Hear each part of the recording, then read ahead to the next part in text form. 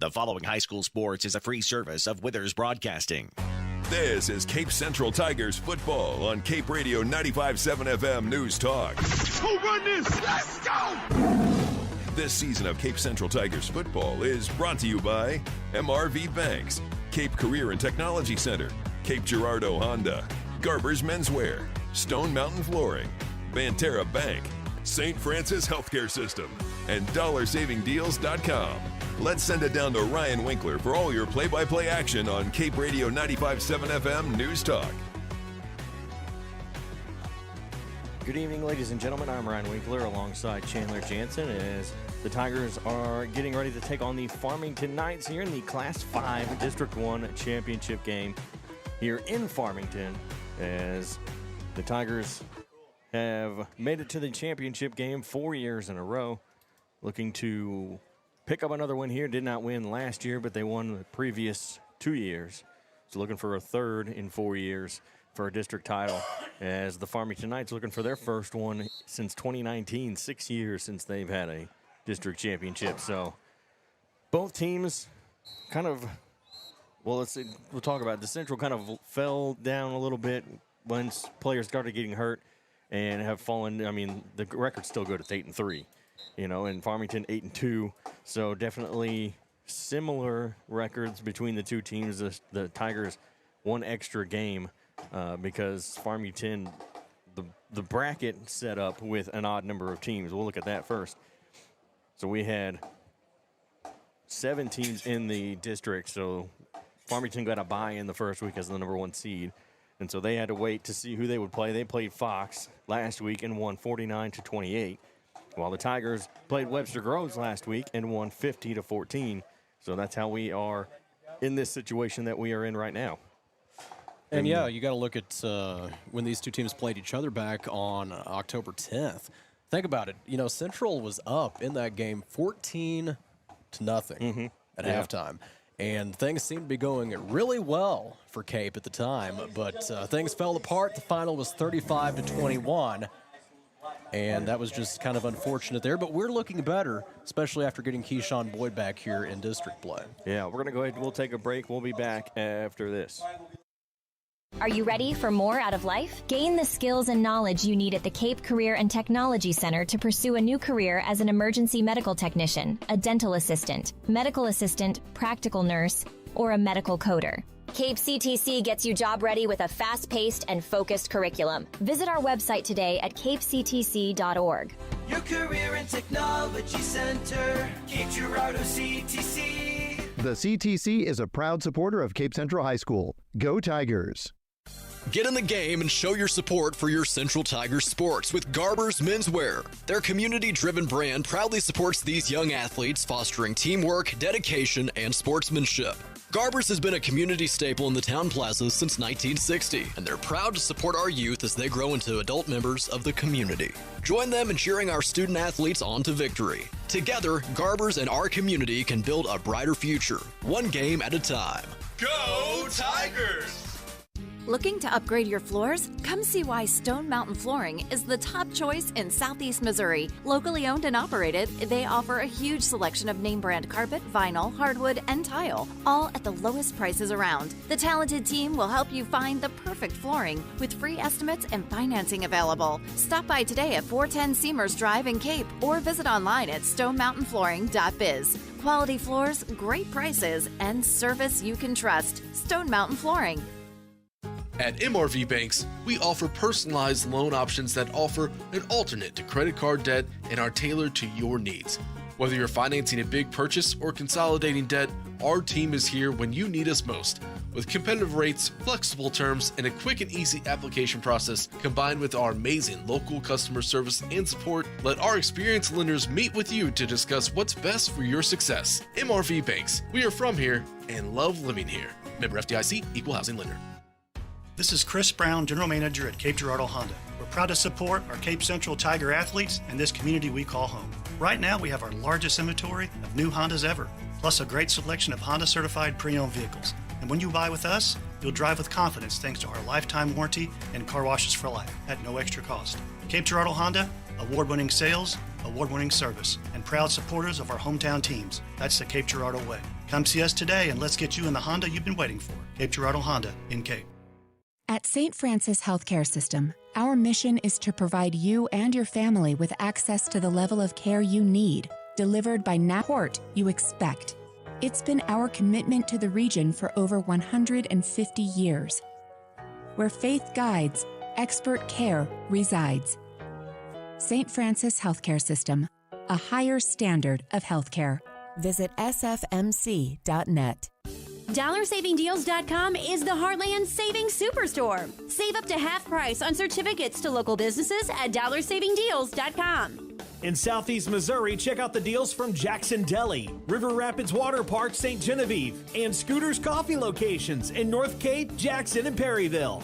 If you're in Cape, Sykeston, Jackson, Paducah, Chester, Carbondale, Mount Vernon, Marion, or anywhere in between, get to DollarSavingDeals.com or look for us on the Big Deals app.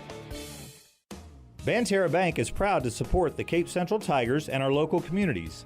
I'm Phil Moore, Banterra Market Executive for Southeast Missouri, and we want to be your banking partner. We make banking easy with digital banking, plus exceptional service from our friendly team members at our branch on North Kings Highway. Whether you need a bank for yourself, your family, or your business, Banterra is a team to strongly consider. Stop by and see us. Banterra Bank, member FDIC. Back to the action. It's Cape Central football on Cape Radio 95.7. Back here with Coach Gibbs, and Coach, it's the district championship. You know, last week was a big win against another district opponent, obviously, in the semifinals. How did you feel about the offense and defense there against Webster Groves?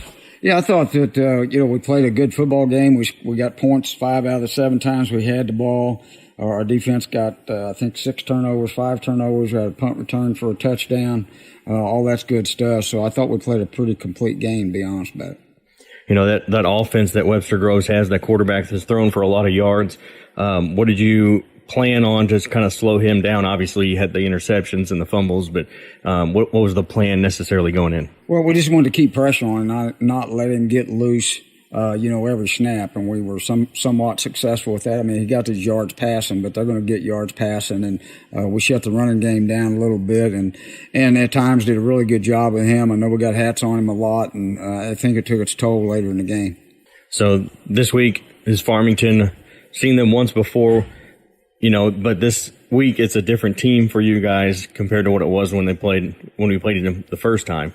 A lot of guys are back from injury, and how you feel going into this one? What's the plan for this one? Well, I mean, we feel good about where we are. We think we're peaking at the right time. We're doing a lot of good things. We've cut down some of our mistakes and penalties. Playing really good on defense now. Our special teams were solid last week, and we just get it needs to be more of the same for us. We need to be able to run the ball, create a lot of turnovers. Again, very similar situation. Control the quarterback. The quarterback, Farmington runs, he throws. He's kind of their guy. We got to figure out a way that we can control him a little bit, not let him just impose his will on us, and play strong in the special teams. And a lot of the same things we did last week, we need to try and accomplish this week. I know with the first game, we kind of had problems keeping the lead ourselves. It really wasn't a whole lot of Farmington that did it a whole lot.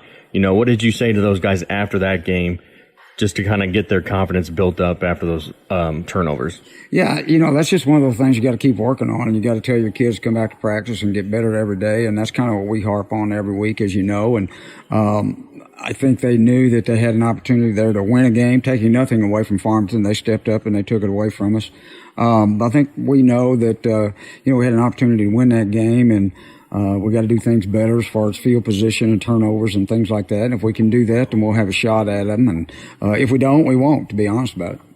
All right. Thanks a lot, Coach. Good luck. All right, man. Thank you. Is your life stuck in a rut?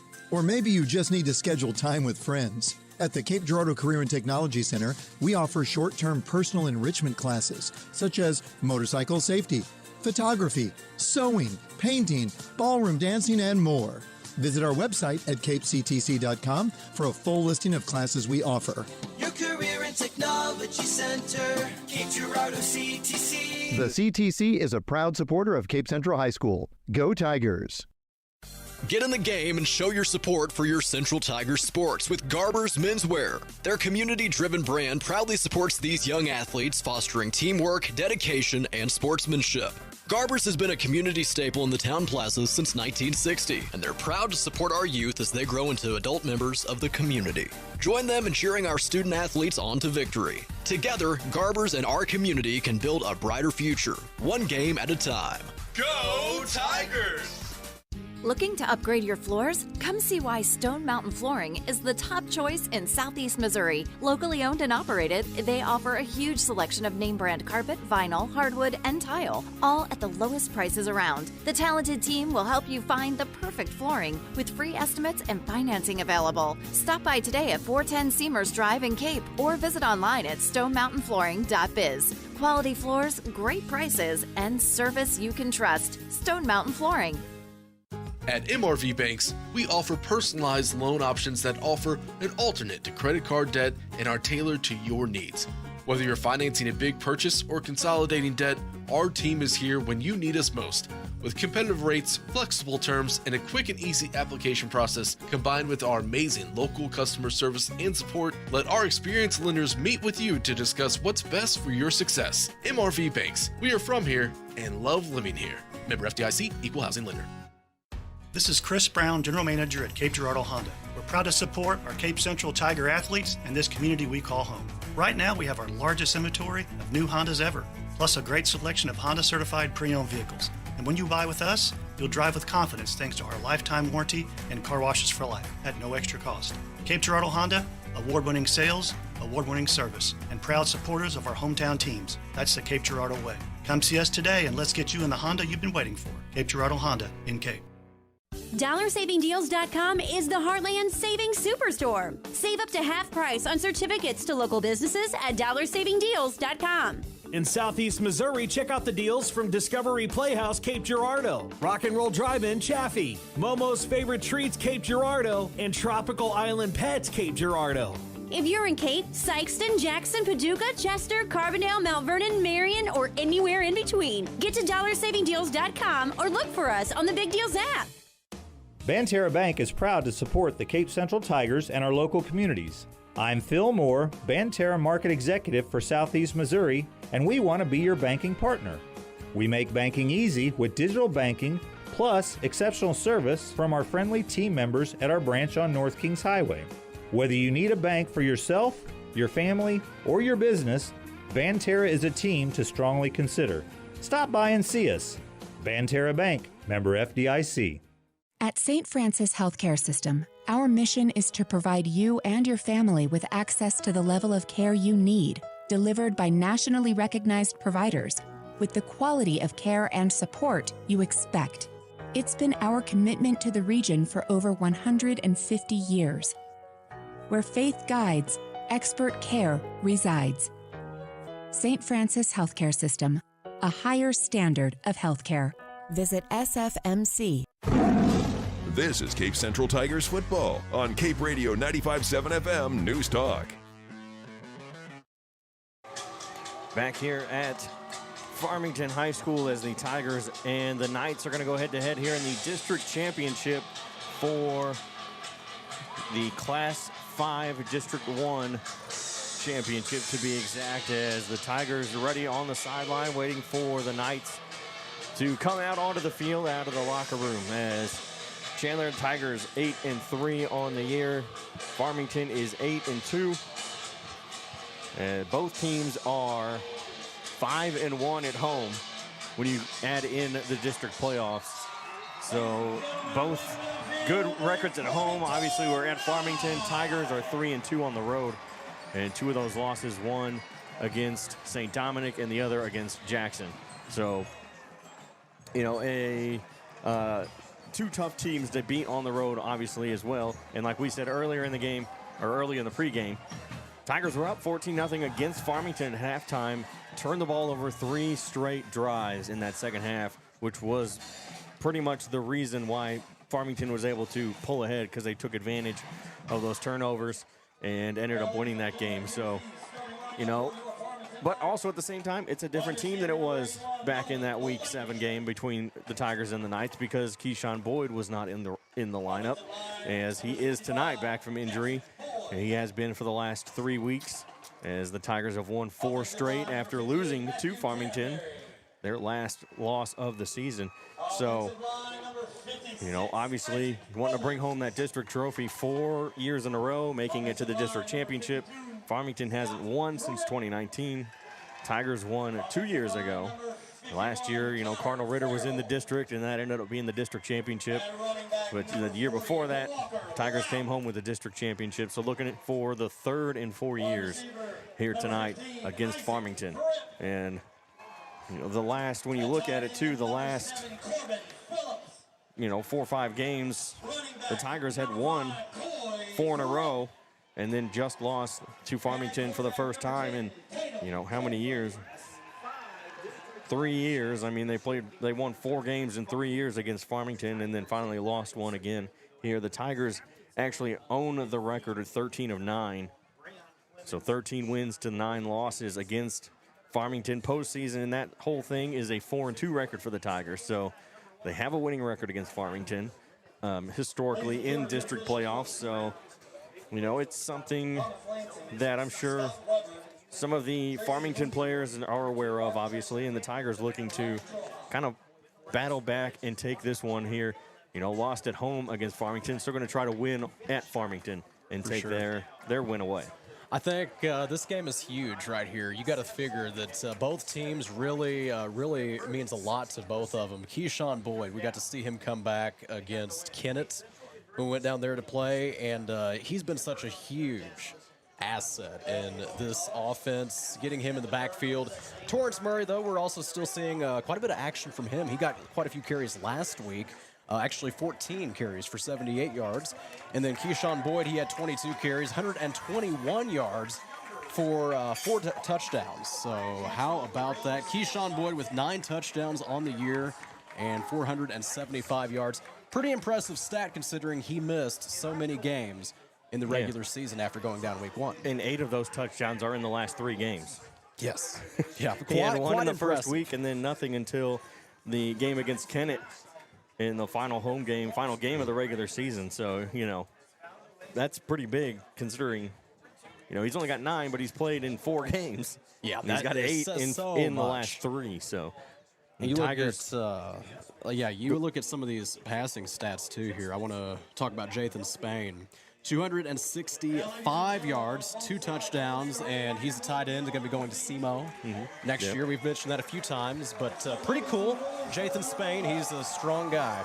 And Martavian Robinson as well. 294 yards, 3 touchdowns on the season for 17 receptions. The Tigers will get the ball to start here. They chose to receive as Farmington, they're going to line up in that weird kickoff formation we saw a few weeks ago where they have 3 lines of 3 guys, the kicker, and then just one other player onto his left.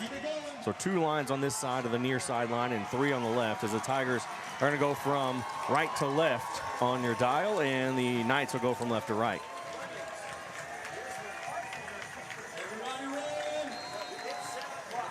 Now we wait as the kick is away, and it's going to bounce and hop into the end zone. It'll be a touchback. So the Tigers will take over on their own 20-yard line here to start the district championship game.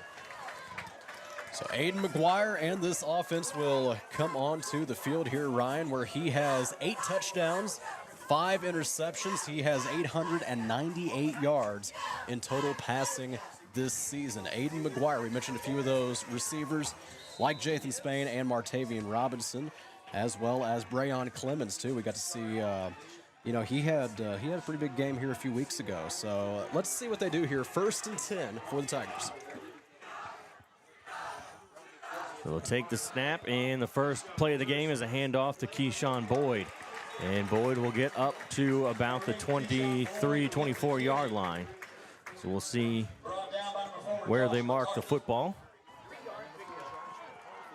It'll be a gain of 3. So second down here on the play. Yep, 2nd and 7.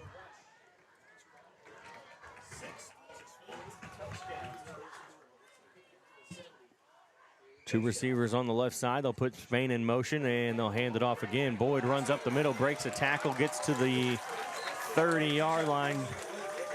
And they're actually going to say he made it to the 29. So it'll be a gain of 6. It'll be 3rd and 1. You know, I thought he got that first down. I'm a little surprised they mark him short there. It looks like they mark him like half yard short. Wow. So 3rd down and 1 from the 29. 3 receivers here to the left side.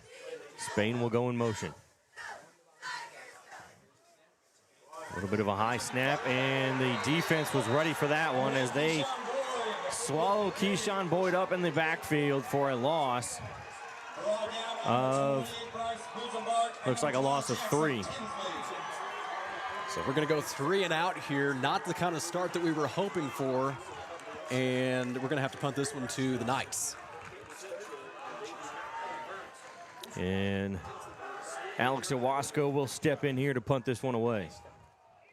We've been seeing Iwasco here. He's taken over the last several weeks now with the punting duties, and he has done a great job for that matter, too. And punt is over end. It's going to roll, bounce past the 45, and it'll get picked up at about the 44 in Knights territory.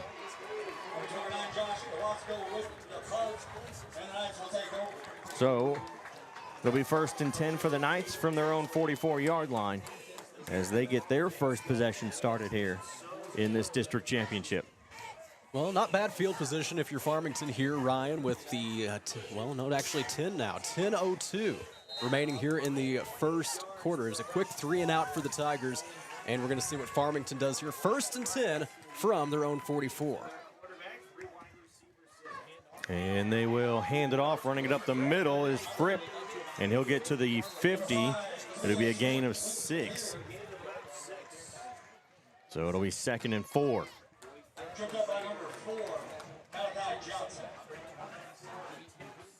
And the Knights are already at midfield here with a gain of 6. Coy Fripp, the running back, one of the running backs, they're going to hand it off again. He'll run it up the middle, and he's going to get stopped short of the first down marker. The forward progression will mark him a yard short. It'll be 3rd and 1.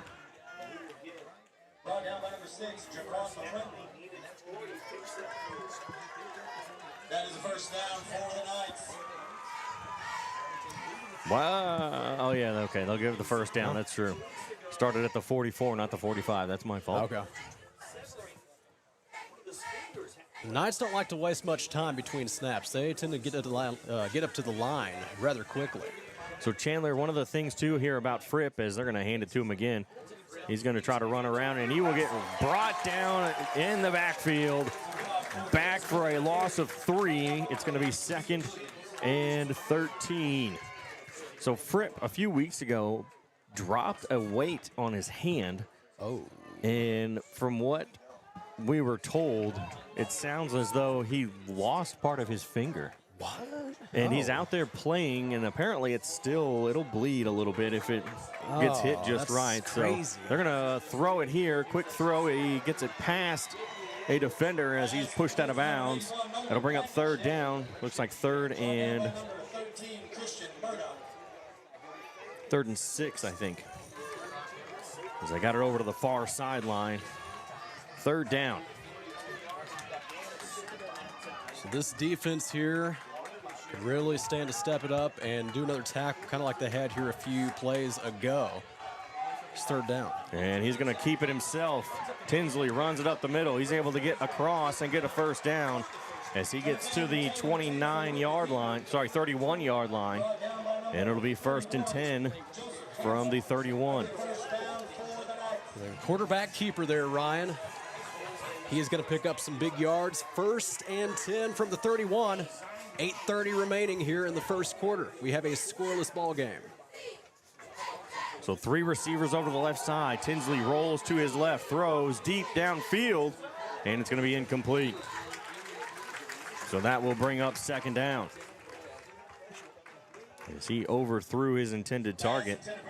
Yeah, that was Isaac Fripp, actually. So we're talking about Coy Fripp. I imagine that's probably some kind of relation. Coy Fripp being a junior, Isaac Fripp is a sophomore. So, yeah, I don't know if they'd be brothers or cousins. But Isaac Fripp, the intended receiver, 2nd and 10 now for Farmington. 2 receivers now to the left side and 1 to the right as Coy Fripp sets up next to his quarterback. He's going to take the handoff, try to run around the other end. He breaks through. He slips a tackler, and he brought down just shy of the 15 by a couple yards. Looks like it's going to be marked at the 18. So it'll be 1st and 10 from the 18-yard line as Fripp gets himself a gain of 13.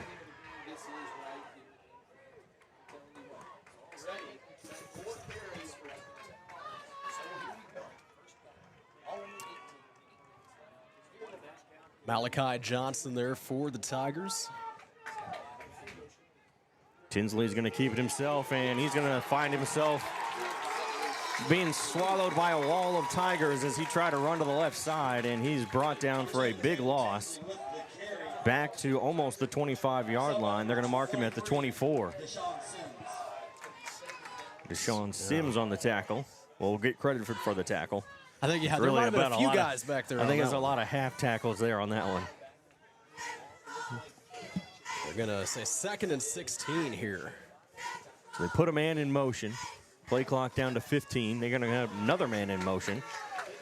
And they're going to throw back, and they're going to fake the play, throw downfield, and it is caught for... No, it's incomplete. It's incomplete. He was out of bounds, said the referee. Oh. The pass is incomplete. Bring up 3rd down. He did not have control of the football. It's an incomplete pass. No touchdown for Farmington. Dang. So they go with the flea flicker there, Ryan. Not something we've seen a whole lot this season, either from Cape or any of the teams that they have played, but it does not work. Incomplete, 3rd and 16 from their own 24. That's a risky run, too, when you have someone throw a pass that's not normally a quarterback. Yes. Sometimes they get a little overzealous, a little anxious, threw it too far to that far sideline. Tinsley back to pass. He's going to throw across the middle, and it's too high, incomplete, and it'll be 4th down. So just overthrown there, Ryan. Walker Lott, the intended receiver for the Knights. 4th and 16 with 7:15 remaining in this first quarter. What are they going to do? It looks as though they're going to go for it as the offense stays out there. Some of these teams don't always have a good, strong kicker that's going to be able to kick it from this far. They'll put Fripp in motion. Tinsley's going to roll out. Here comes the defense. A flag comes in. The pass is incomplete. And if anything, I think the flag is going to be on Farmington. It's probably a hold. And it is a hold on the Knights. And they're going to decline it and take the turnover on downs and get the football back.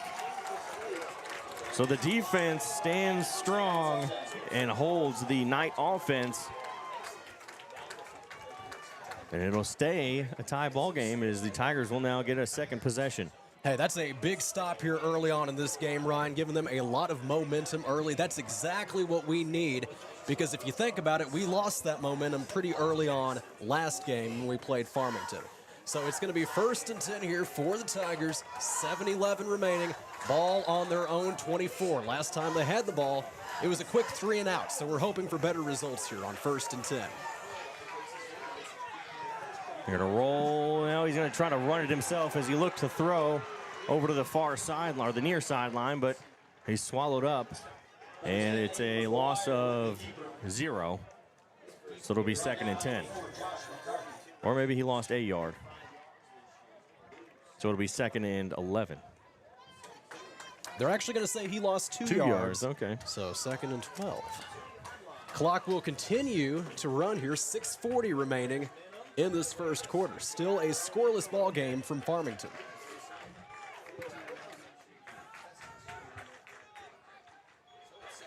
So flag comes in right at the line, like basically in between. And it's a false start on the Tigers, which is not something that you want, obviously, back this far in your own territory already. And now you're back inside the 20 at the 17-yard line. Well, it's little things like that that can make all the difference in a game like this. You think about some of those costly penalties. They're going to back him up 5 yards here. McGuire turns, hands it off. Boyd runs it up the right side. He'll get across the 20, down to the 23-yard line. It'll be third down, 3rd and, I believe, 8. Or did he get back to the line of scrimmage? He got right back to the line. So okay. They're going to say 3rd and 10 from the 24, right back where we started this We're not drive. used to seeing the chain gang on this side of the field, so it's actually a little bit harder for us to tell where the football is being placed. Yeah, Farmington has 2 press boxes. And a bad snap. It's high. It's on the turf, and it's knocked around. But McGuire was able to fall on it. That'll bring up 4th and very long, and the Tigers will have to punt this one away. So another punt for the Tigers. Another 3-and-out, Ryan, but hey, at least he fell on that one. That one could have been bad. And if Farmington would have picked that ball up, they would have been able to score a touchdown probably pretty easily.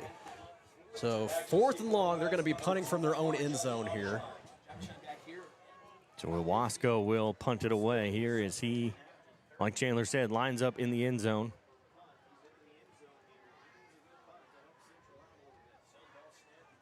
Good snap. And that's a much better punt. It's going to bounce and take a Farmington bounce and then take a Tiger bounce as it rolls to the 38-yard line in Tiger territory, though. So it'll be 1st and 10 from the 38. So it took one hop back towards the end zone and then took another hop Farmington end zone. So it actually kind of evened out a little bit there as it'll be 1st and 10 from the Tiger 38. I'm going to tell you about Cape Career and Technology Center, providing an environment for students to make career connections and advancements through education and training. You can find them online, capectc.com. Tinsley will hand it off as Fripp is able to avoid one tackler, and he'll get brought down now. It's still going to be a gain up to the 35. Looks like the 35-yard line. So they gain 3 on that one. It'll be 2nd and 7. Margetta there for the Tigers coming in, making the tackle. They're going to give him, 3 yards there. They had it 4 yards, and they changed it 3. They'll put a man in motion. They're going to have 2 receivers on each, 3 on the left, 2 on the right, and Tinsley's going to try to run it himself up the middle. He'll gain a couple yards to the 33. Looks like the 33, so a gain of 2. 3rd and 5. Yet another 3rd down here, Ryan. 3rd and 5 from the 33, just under 4 minutes to go. And they hand it off to Fripp. He's going to try to cut back to the middle, and he'll only gain, looks like a yard or 2 to the 31. So he gains 2. It's 4th down. And now, what do? If you're Farmington, you're further back than you were last time. Yes. Last time it didn't work. They're going to go for it. You've only got 3 yards to go here, Ryan, so this wouldn't be too hard to get. There's 3 yards. Tinsley's going to step back to pass. He's going to throw it over to the left side, and he is not going to get there. It is a turnover on downs. The defense again stopping the Farmington Knights on offense on 4th down to give the ball back to the Tigers and Aiden McGuire and company. Well, early on, Ryan, this has been a defensive battle. Yeah. Which is kind of the old school way, I guess. The old school fans, they always like a good defensive battle. It seems like nowadays it's a lot more focused on points and scoring, which I got to admit, I'm kind of a fan of some of that, but the defense is going to win the game at the end of the day. It's 3 minutes, 12 seconds remaining here. First quarter, and still a scoreless ball game, tied at 0. 2 receivers over on the left side, and McGuire will fake the handoff. He's going to roll to his right. He's going to throw downfield. He's got Grove, and it's going to be incomplete, as that should have been, I think, pass interference. He was not looking when he ran into Grove to block the pass. So it'll be 2nd and 10. And if you noticed, Ryan, Grove was wide open. Wide open.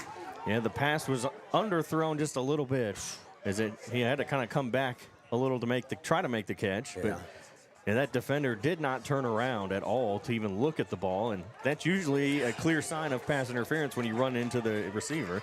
Yeah. But didn't call it this time. 3 receivers over to the left. McGuire takes it, back to pass. He'll throw over to Boyd, makes one man miss. He'll get to the 30, makes another miss, and he'll get down to the 40-yard line, and that's enough for a first down.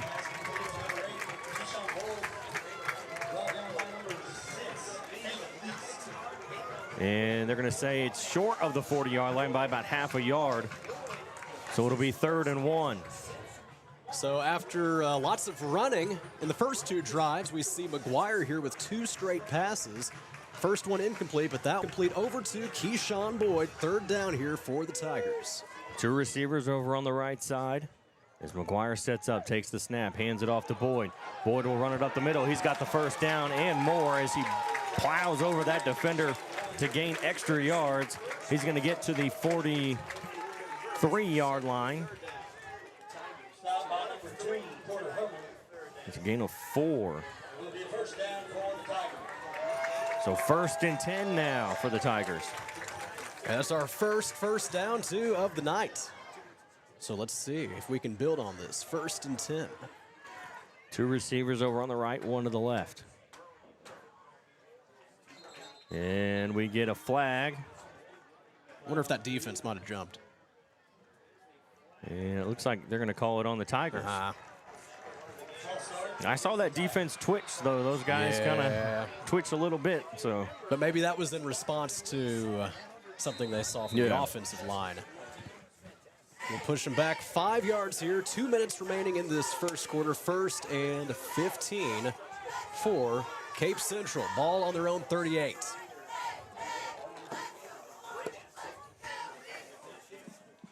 Two receivers to the right side.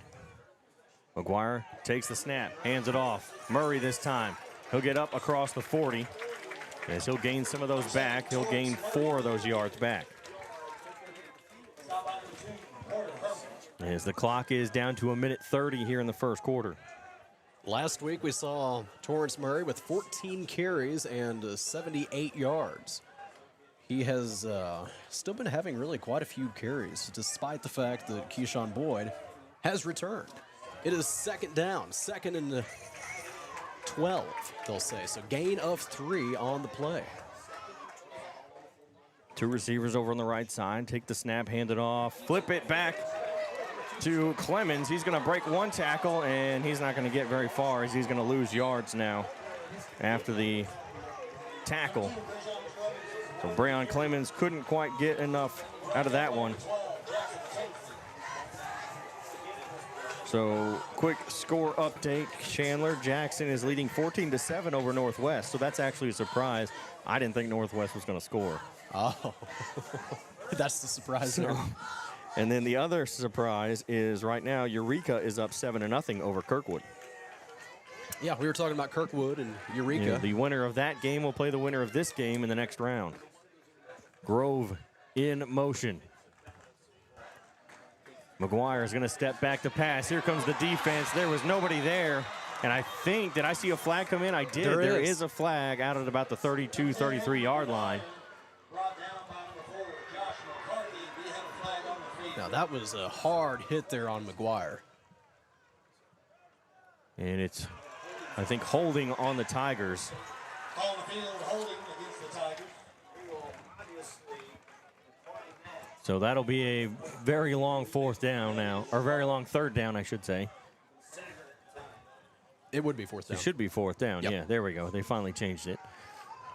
So Owasco will punt it away once again.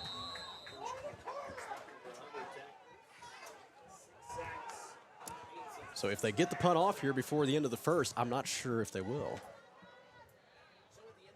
I think they are not planning on actually punting it. They're going to let the time expire. And it does. So that is the end of the first quarter. No score after 1, 0-0. Not a whole lot to talk about offensively by either team here tonight so far. We'll be back after this. Attention all former athletes and sports fans. It's time to get back in the game. Become an official. It's a great part-time income and you get back in the game. Start today by finding out how. Contact the Misha office by calling 573-875-4880 or visiting misha.org. This is Chris Brown, General Manager at Cape Girardeau Honda. We're proud to support our Cape Central Tiger athletes and this community we call home. Right now, we have our largest inventory of new Hondas ever, plus a great selection of Honda-certified pre-owned vehicles. And when you buy with us, you'll drive with confidence thanks to our lifetime warranty and car washes for life at no extra cost. Cape Girardeau Honda, award-winning sales, award-winning service, and proud supporters of our hometown teams. That's the Cape Girardeau way. Come see us today and let's get you in the Honda you've been waiting for. Cape Girardeau Honda in Cape. This is Cape Central Tigers football on Cape Radio 95.7 FM News Talk. Back here at Farmington High School, I'm Ryan Winkler alongside Chandler Jansen as the Tigers and the Knights are tied at 0 here as we get ready to start the second quarter. So Alex Owasco will punt this one away. As the punt, oh, that's a good punt back across the 50 to the 40. Oh, a big time hop on that punt as it goes out of bounds just in front of the 30-yard line at the 32. That was a very good punt there by Alex Owasco. Probably one of the better ones that we have seen from him. That was like a big-time kick right there. Yeah. That looked like a college or an NFL kind of kick.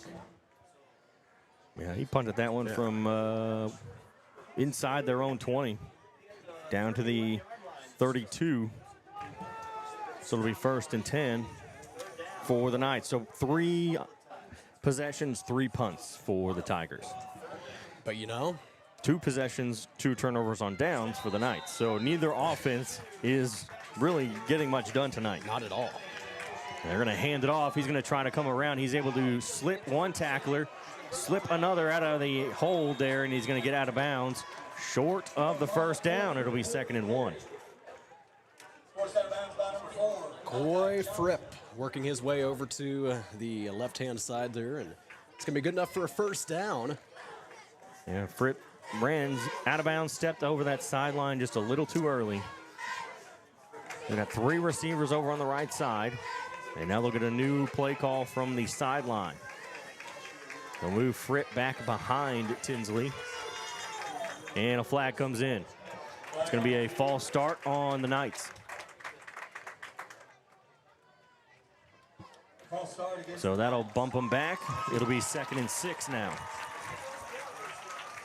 Yeah, Fripp had ran out of bounds right before he crossed that line there for the first down. So it was supposed to be 2nd and 1. They back him up here. 2nd and 6 now. And 11:45 remaining in this second quarter. Still looking to the sideline for the play. There we go. They're going to line up 3 receivers on the right side. Tinsley will keep it himself. He's going to run it over to the right side. He's going to get past the 45 to the 50 to the 40. And he is pulled down at the 37-yard line. So he gets a big gain there on that one as he gets all the way into Tiger territory. 1st and 10 from the 37. That's Tinsley's 2nd carry of the night. He keeps it for himself. And a big-time run. 1st and 10 now. Inside Tiger territory down to the 37. We'll hand it off to Fripp, and he will go nowhere. He's going to lose yards. But it's going to be a loss of 1 to make it 2nd and 11. Jathan Spain in on the tackle.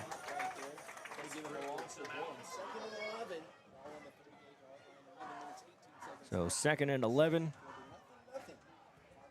from the 38.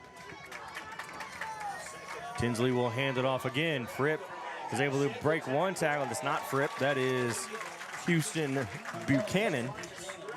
And Buchanan will... Actually, he'll get nothing. It's going to be 3rd and 11 still. So 10:50 remaining in this second quarter. Still tied at 0. It's been a defensive battle so far for your district championship. Yeah, Chandler's going to have to be our clock guy because I can't see it from where I stand. So, and they're going to fake a handoff and give it to Buchanan, and he's going to gain Looks like 2. It's going to be 4th and 9. Or did they gain 3? They're going to give him 3?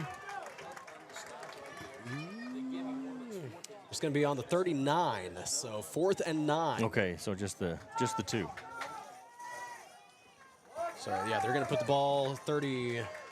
Oh, no, I was off. 36. So 4th and 9. Another stop here for the Tigers. I think they're going to go for it. Yep. 2 on the right side, 1 on the left. They'll put a man in motion, and Tinsley will take the snap. Roll to his right, looking, and he's going to get, he breaks the tackle. He almost got sacked. He'll throw downfield, and it's going to be, did he catch that? He caught it. Unbelievable. He catches it at the 4-yard line as that pass was thrown short. And they're going to say he was able to make the catch before he hit the turf. So it'll be 1st and goal from the 4.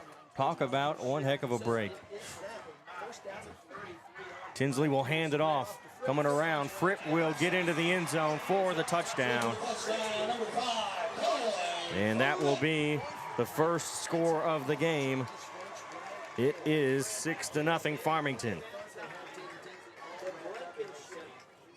So it took us a quarter and almost 3, just a little over 2 minutes to get a touchdown. And unfortunately for the Tigers, it belongs to Farmington. And that pass there that he attempted and he made it, it was a play right before this last one. He should have been tackled. He really should have been. The kick is up, and it's good. Yeah, he was hit by that defender, but somehow slipped out of it. It's almost like the defender thought he was going to cut to his left, and was going to try to tackle him where he was not, where he was going to be. And then they just shook off the tackle and was able to get to the far sideline and chuck it downfield. So Farmington will strike first here. 7-0 lead here, and it's 9:40 remaining in the second quarter. So we are going to go ahead and tell you about Cape Girardeau Honda. Award-winning sales, award-winning service, proud supporters of your Cape Central Tigers. Find them on Seamers Drive in Cape, also online, CapeGirardeauHonda.com. So it's the second quarter. Kirkwood and Eureka are tied at 7. That game being played in Eureka? No, Kirkwood. It's in Kirkwood. Oh, in Kirkwood. Okay. Yeah, Kirkwood's the 1 seed there in that district. Okay. I was looking at the scoreboard. I'm used to having the away team is usually listed first, and the home team is usually listed second a lot of times, or at least ESPN does it that way. They don't know what they're doing. Yeah, well, this is Misha. I guess it's a little bit different. Now, Farmington lines up with that weird formation to punt it back or kick it off. We get a flag. Yeah. Flag on the field.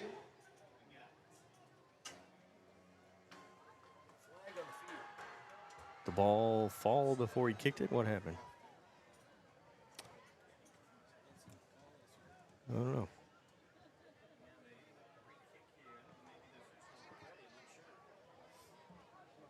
They're not moving the football, so.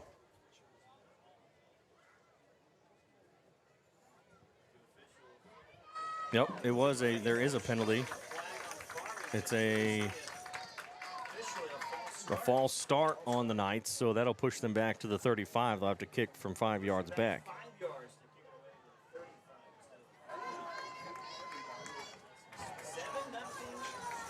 So we'll try this again.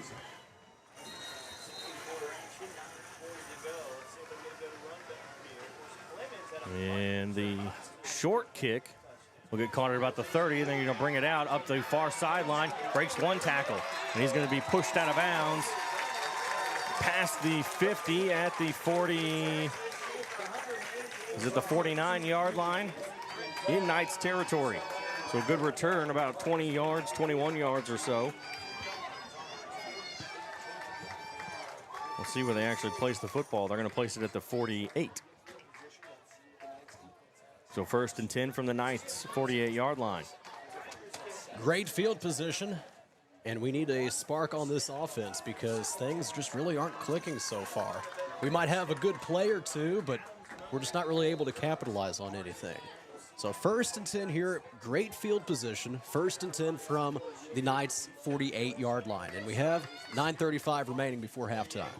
We're going to hand it off, running it up the middle across the 40-30, and he's finally brought down, as that is Torrance Murray.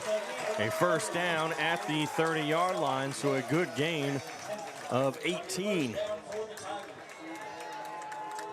Big time run up the middle from Torrance Murray.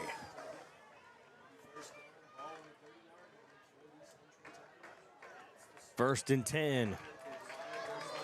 2 receivers to the right side.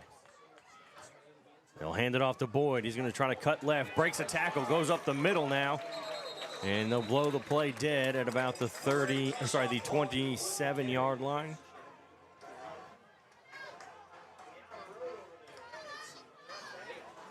Yep, gain of 3 for Keyshawn Boyd. Boyd was able to break a tackle there. It looked like he was going to get nowhere, and then, yeah, like you said, broke a tackle and got it up across down to the 27. 2 receivers over to the right side. They're going to turn around, hand it off to Boyd. And Boyd will lose, I think, a yard. Back to the 28. Well, it is now 3rd down here, 3rd and 8 with 8:20 remaining here in the second quarter. Maybe they need to air it out. 3rd down. I know we rely so heavily on Keyshawn Boyd and Torrance Murray in the backfield, but maybe we need to air it out here on 3rd down. We'll see what they come up with here. Taking some time in the huddle.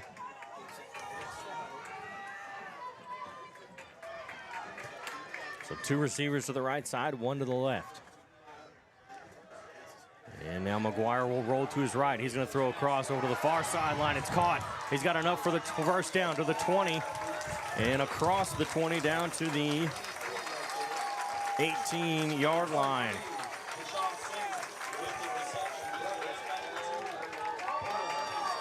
It's a good gain of 10 yards there.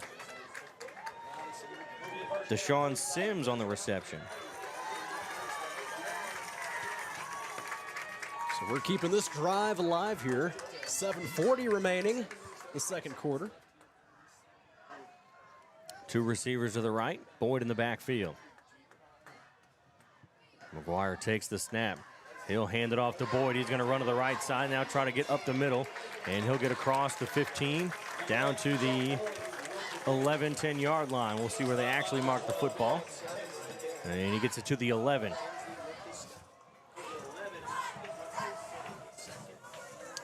Second and 4 here for Cape Central. Driving down the field, looking to put up some points on the board.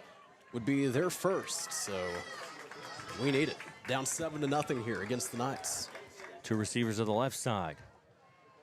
As Boyd will take the snap. He's going to hand it off. Boyd takes the snap, hands it off to Boyd, and Boyd runs up the middle. He's going to gain a yard to the 10. So it'll be 3rd and 3. Brought down by number 6, Kennedy Lease, number 50, Joey Bailey. Well, last time it was 3rd down, I said that we need to air it out, and that's exactly what we did. 3rd and 3, so a little bit shorter to go here with 6:20 remaining. Farmington leads 7-0. So a receiver on each side. With Boyd in the backfield, they'll put a man in motion. That's Grove. Fake the handoff, throws to the middle, touchdown! Oh, he dropped it. He didn't hold on to it. That'll bring up 4th down. It'll be 4th and 3. Not able to hold on to the football, so it'll be 4th and 3 for the Tigers. Almost had a tie game there, but yeah. Go back to Deshaun Sims. And now, are we going for it? We're going for the Wildcat here. Okay. Boyd's got the ball. I mean, you should say Boyd sets up in the quarterback position. They'll put a man in motion. They're going to fake the handoff. Boyd will try to break a tackle, and he's going to get brought down for a loss of 1. And it'll be a turnover on downs. Brought down by number 28, So no points out of that one, and it'll be 1st and 10 from the 11-yard line in Farmington territory. 14-14. I don't know, Ryan. I'm kind of surprised they didn't just go for the 3 points there, you know? It would have been a pretty easy one, I think, for Charlton to make. And just to give it a game like this, yeah, I think you need to take points in a scenario like that. We were able to put together a pretty good drive and fall short. We'll hand it off. Fripp's going to run it around the right side. He breaks free. Somehow he's up to the 30, and he's finally brought down at the 32, 33-yard line. So a gain of 22.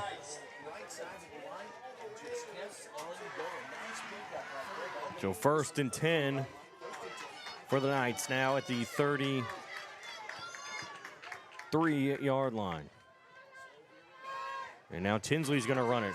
He's able to break a tackle, but not another as he's brought down after getting across the 35, looks like to the 36. So 2nd down. And you look at Tinsley, he is, no doubt, he's a running quarterback. Not all quarterbacks are, but he has been able to prove that a few times this evening. 2nd and 7. Tinsley back to pass. He's going to throw, and it's caught at the 39-yard line. So it's just a short gain there as he got it to Isaac Fripp. So it's 3rd and short. 3rd and 4 to be exact. Tigers have been good on defense here with 3rd downs tonight. And they're going to hand it off to Isaac Fripp. He'll get brought down, and I think they're going to be I don't know if he got there. It's going to be... Yeah, I think he's short. Short just a bit. It's going to be 4th and inches. So now they'll set up with 5 receivers, 3 to the right, 2 to the left. They'll put Fripp in motion, and they're going to hand it off to Fripp, and he was able to avoid a tackle, but I don't know if he got it to the 1st down marker. Farmington saying yes. It was close. Tigers fans don't seem to think he got there. Nope, they're going to have to measure. Oh. So close here. What's it going to be? Wow, that just, from here, it looks so close. I can't even tell. And we're at a kind of an angle also. Yeah, that's the thing. I would say from my angle, it looks short, but that doesn't mean anything because I can't tell for sure. It's going to be real close. They're bringing out the chains here.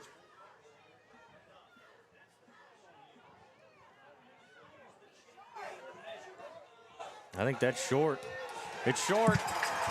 It's going to be a turnover on downs. Farmington does not get the yardage on the play, so the Tigers will take over on offense on their Farmington 43-yard line. Maybe not the best idea for the Knights to go for it on 4th down, given that field position. Now, I know it was 4th and inches, but that's one of those plays where if you don't get it... yeah, running a jet sweep seemed like probably not the best idea. No. I would have ran it just a regular straight handoff, run it up the middle. Kind of like, if Dan Campbell and the Lions were here, they'd probably, they'd be going for it on 4th and inches, wouldn't they? It's 4:29 remaining here before halftime. They'll put Spain in motion, and Murray will get the handoff. He'll get across the 40, and he'll get down to the 30, it looks like the 38.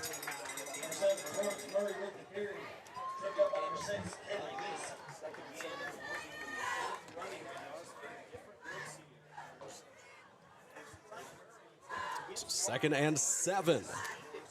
Farmington leads Cape 7-0.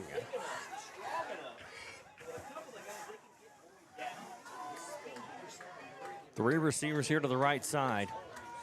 As the Tigers going from left to right on your dial, they're going to throw.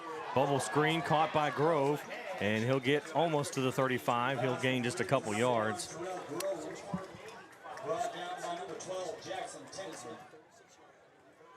Looks like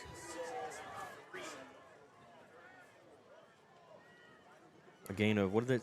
Looks like 3, Chandler? I think it's going to be, a gain of 3 over to Terrell Grove on the reception. Yet another third down. How many third downs have we had in this game? I feel like every single drive is a third down. And we have multiple third downs. 3rd and 4 this time. 3 receivers on the left side this time. McGuire takes the snap. They're going to throw across the middle, and it's incomplete, but a flag comes in as it went off the fingertips of a Farmington defender, and it's holding on the Tigers. I'm surprised there was a holding penalty. That play did not take long at all to just go from start to finish. Usually you got to hold for a little while, don't you think? Good point. Yes, very good point. Kind of surprised that there was enough time to hold on a quick incomplete pass. So that is going to move it back to the 46-yard line, and it's 3rd and long. Let's try this third down again. Last time we were not going to be able to get there. Back us up 10 yards here, though. 3rd and 14, so it's going to be a little bit tougher. 2 receivers to the left side. 1 here to the right on the near side. McGuire back to pass. The defense comes in. They've got a hold. Here comes a flag, though. And we'll see what the hold is, or sorry, the penalty is. I'm thinking it's a hold here again.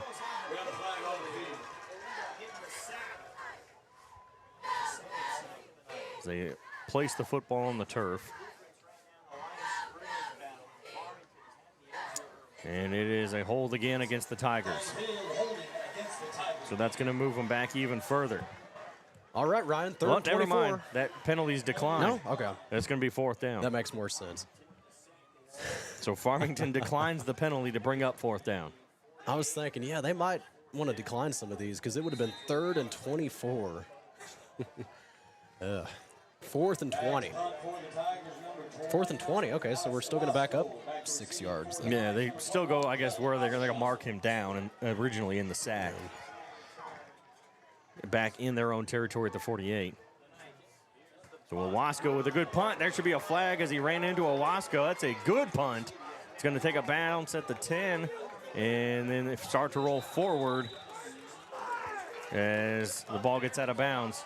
No flag on that one as he ran into Owasco, spun him around, and knocked him down on the turf. I'm surprised. Some of these penalties I feel like you call more often in high school than anything, and they have not called them. Especially not happy about that one at all. Especially that kind of penalty. I feel like that would get called right away just because you got to kind of set a tone, too, because now we're not saying it happens or it's going to happen, but now it kind of gets to a point where, like, well, if you can do it, why can't we? Exactly. And somebody could end up getting hurt. So Tinsley's going to keep it himself, and he'll get brought down after a gain to about the 20. So a gain of, looks like 3.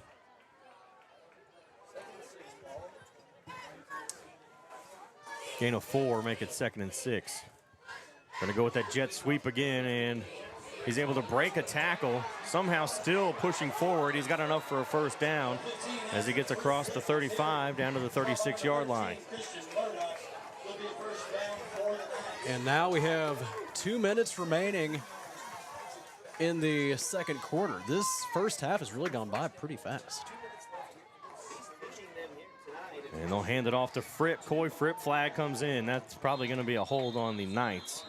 Anytime a flag comes in here so far tonight on a play like that, it's been holding. And it is holding on the Knights, so that will back them up. So it'll be 1st and... Let's see where they actually mark the ball.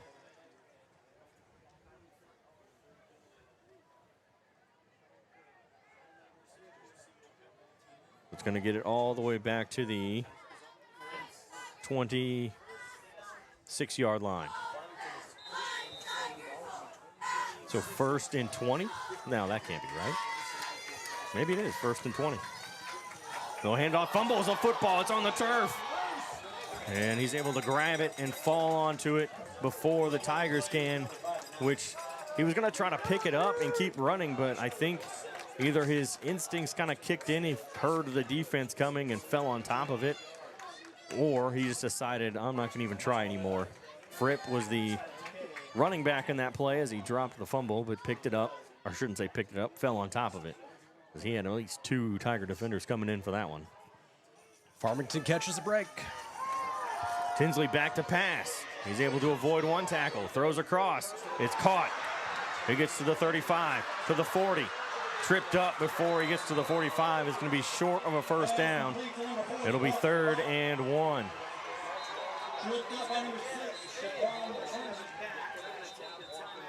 And Farmington's going to take a timeout. So we will go ahead and we'll take it with him. We'll be back after this.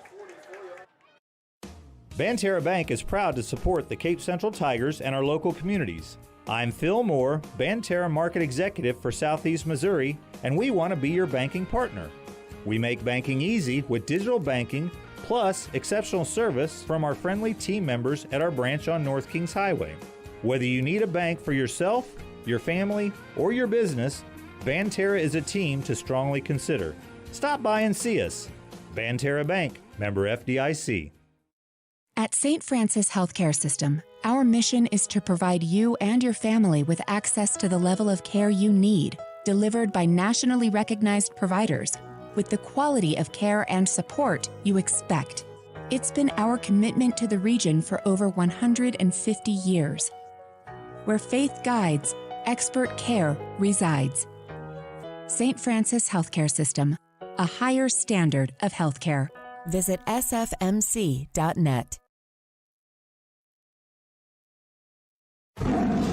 This is Cape Central Tigers football on Cape Radio 95.7 FM News Talk. So 3rd and 1. They'll put a man in motion. They'll fake the jet sweep. And now here comes the defense. He's able to get through, and now he's going to get a first down, 50 to the 45, and then out of bounds. Close to the 40-yard line. They're going to mark him at the 40. Out of bounds in Tiger territory.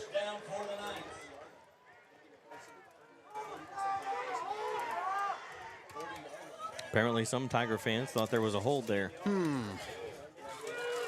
Yeah, we're going to go to half here before long, and we're going to need some improvements here going into halftime. We're down to 48. 48 seconds? Time is stopped here because quarterback did run out of bounds on that last play.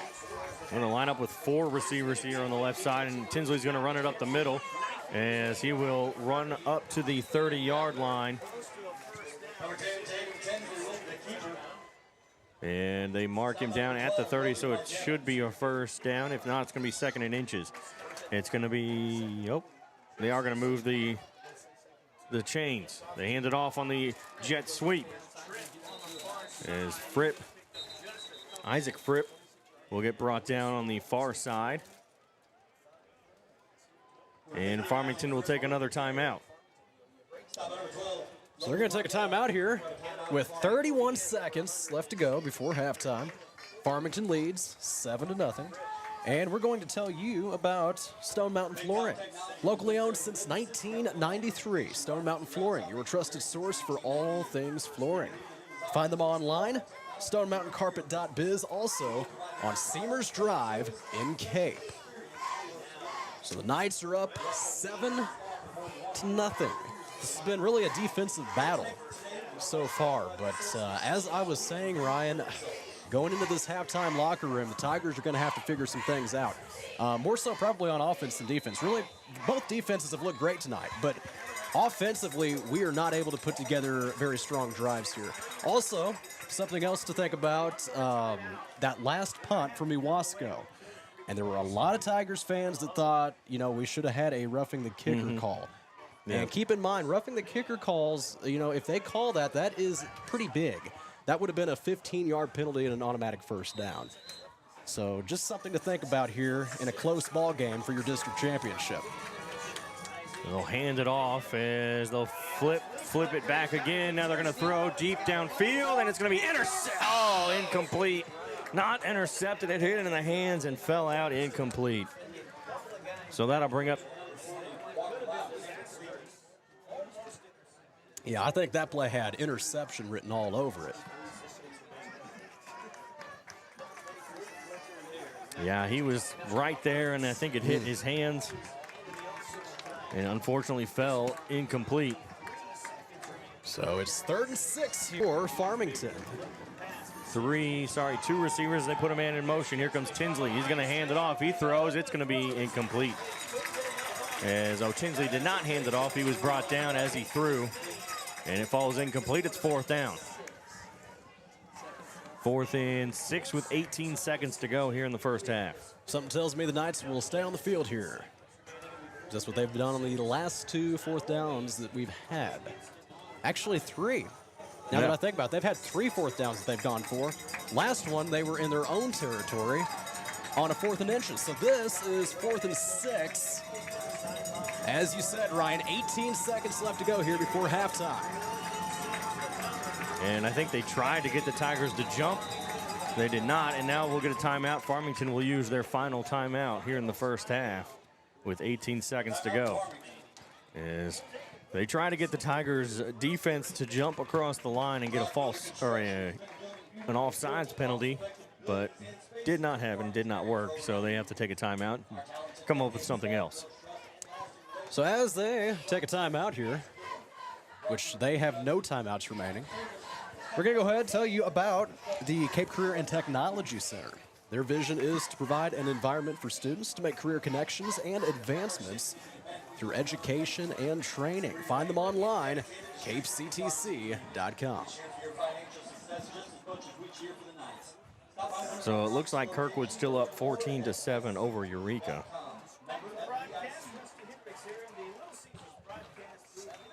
So winner of this district game will go on to play the winner of that district game.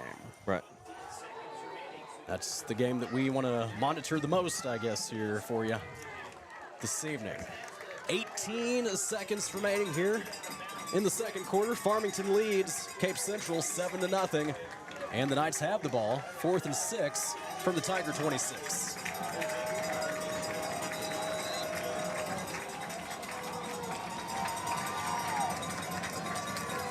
Two receivers on each side. Now they'll put a man in motion. He'll take the snap. Tinsley rolls to his left, looks downfield, throws across the middle, and it's incomplete off the fingertips as he tried to dive to make the catch in the end zone.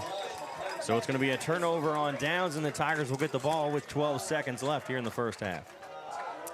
Well, I don't really look for the Tigers to do anything with this 12 seconds. If we had a little more time, I think they probably could, given the fact that, they do still have all 3 timeouts. But they're going to take over here from their own 26-yard line, 1st and 10, and just 12 seconds here on the clock. So we're probably going to see a kneel, most likely, and just go into halftime. It looks like that's how we're going to line up here. I wish we had about 15 or 20 more seconds on that clock. Yeah. And that's exactly what they do. They kneel it down, and that'll send us to the halftime locker room with the score being just 7-0. Farmington leads. Only 1 touchdown, and that didn't happen until 9:40 left in the second quarter. So we had a lot of we've had a lot of no offense by both teams, honestly, in this game. And just the 1 touchdown. And we'll take a break, and we will come back with a halftime show brought to you by MRV Banks. We will be back after this. At MRV Banks, we offer personalized loan options that offer an alternate to credit card debt and are tailored to your needs. Whether you're financing a big purchase or consolidating debt, our team is here when you need us most. With competitive rates, flexible terms, and a quick and easy application process, combined with our amazing local customer service and support, let our experienced lenders meet with you to discuss what's best for your success. MRV Banks, we are from here and love living here. Member FDIC, Equal Housing Lender. Get in the game and show your support for your Central Tigers sports with Garber's Menswear. Their community-driven brand proudly supports these young athletes, fostering teamwork, dedication, and sportsmanship. Garber's has been a community staple in the town plazas since 1960, and they're proud to support our youth as they grow into adult members of the community. Join them in cheering our student athletes on to victory. Together, Garber's and our community can build a brighter future, one game at a time. Go Tigers! Looking to upgrade your floors? Come see why Stone Mountain Flooring is the top choice in Southeast Missouri. Locally owned and operated, they offer a huge selection of name brand carpet, vinyl, hardwood, and tile, all at the lowest prices around. The talented team will help you find the perfect flooring with free estimates and financing available. Stop by today at 410 Seamers Drive in Cape or visit online at stonemountainflooring.biz. Quality floors, great prices, and service you can trust. Stone Mountain Flooring. Is your life stuck in a rut? Or maybe you just need to schedule time with friends. At the Cape Girardeau Career and Technology Center, we offer short-term enrichment classes such as motorcycle safety, photography, sewing, painting, ballroom dancing, and more. Visit our website at capectc.com for a full listing of classes we offer. Your Career and Technology Center, CTC. The CTC is a proud supporter of Cape Central High School. Go Tigers! This is Chris Brown, General Manager at Cape Girardeau Honda. We're proud to support our Cape Central Tiger athletes and this community we call home. Right now, we have our largest inventory of new Hondas ever, plus a great selection of Honda-certified pre-owned vehicles.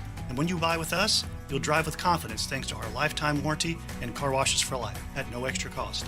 Cape Girardeau Honda, award-winning sales, award-winning service, and proud supporters of our hometown teams. That's the Cape Girardeau way. Come see us today and let's get you in the Honda you've been waiting for. Cape Girardeau Honda in Cape. DollarSavingDeals.com is the Heartland Savings Superstore. Save up to half price on certificates to local businesses at DollarSavingDeals.com. In Southeast Missouri, check out the deals from Discovery Playhouse Cape Girardeau, Rock and Roll Drive-In Chaffee, Momo's Favorite Treats Cape Girardeau, and Tropical Island Pets Cape Girardeau. If you're in Cape, Sykeston, Jackson, Paducah, Chester, Carbondale, Mount Vernon, Marion, or anywhere in between, get to DollarSavingDeals.com or look for us on the Big Deals app. Banterra Bank is proud to support the Cape Central Tigers and our local communities. I'm Phil Moore, Banterra Market Executive for Southeast Missouri, and we want to be your banking partner. We make banking easy with digital banking, plus exceptional service from our friendly team members at our branch on North Kings Highway. Whether you need a bank for yourself, your family, or your business, Banterra is a team to strongly consider. Stop by and see us. Banterra Bank, member FDIC. At St. Francis Healthcare System, our mission is to provide you and your family with access to the level of care you need, delivered by nationally recognized providers, with the quality of care and support you expect. It's been our commitment to the region for over 150 years. Where faith guides, expert care resides. St. Francis Healthcare System, standard of healthcare. Visit sfmc.net. This is Cape Central Tigers football on Cape Radio 95.7 FM News Talk.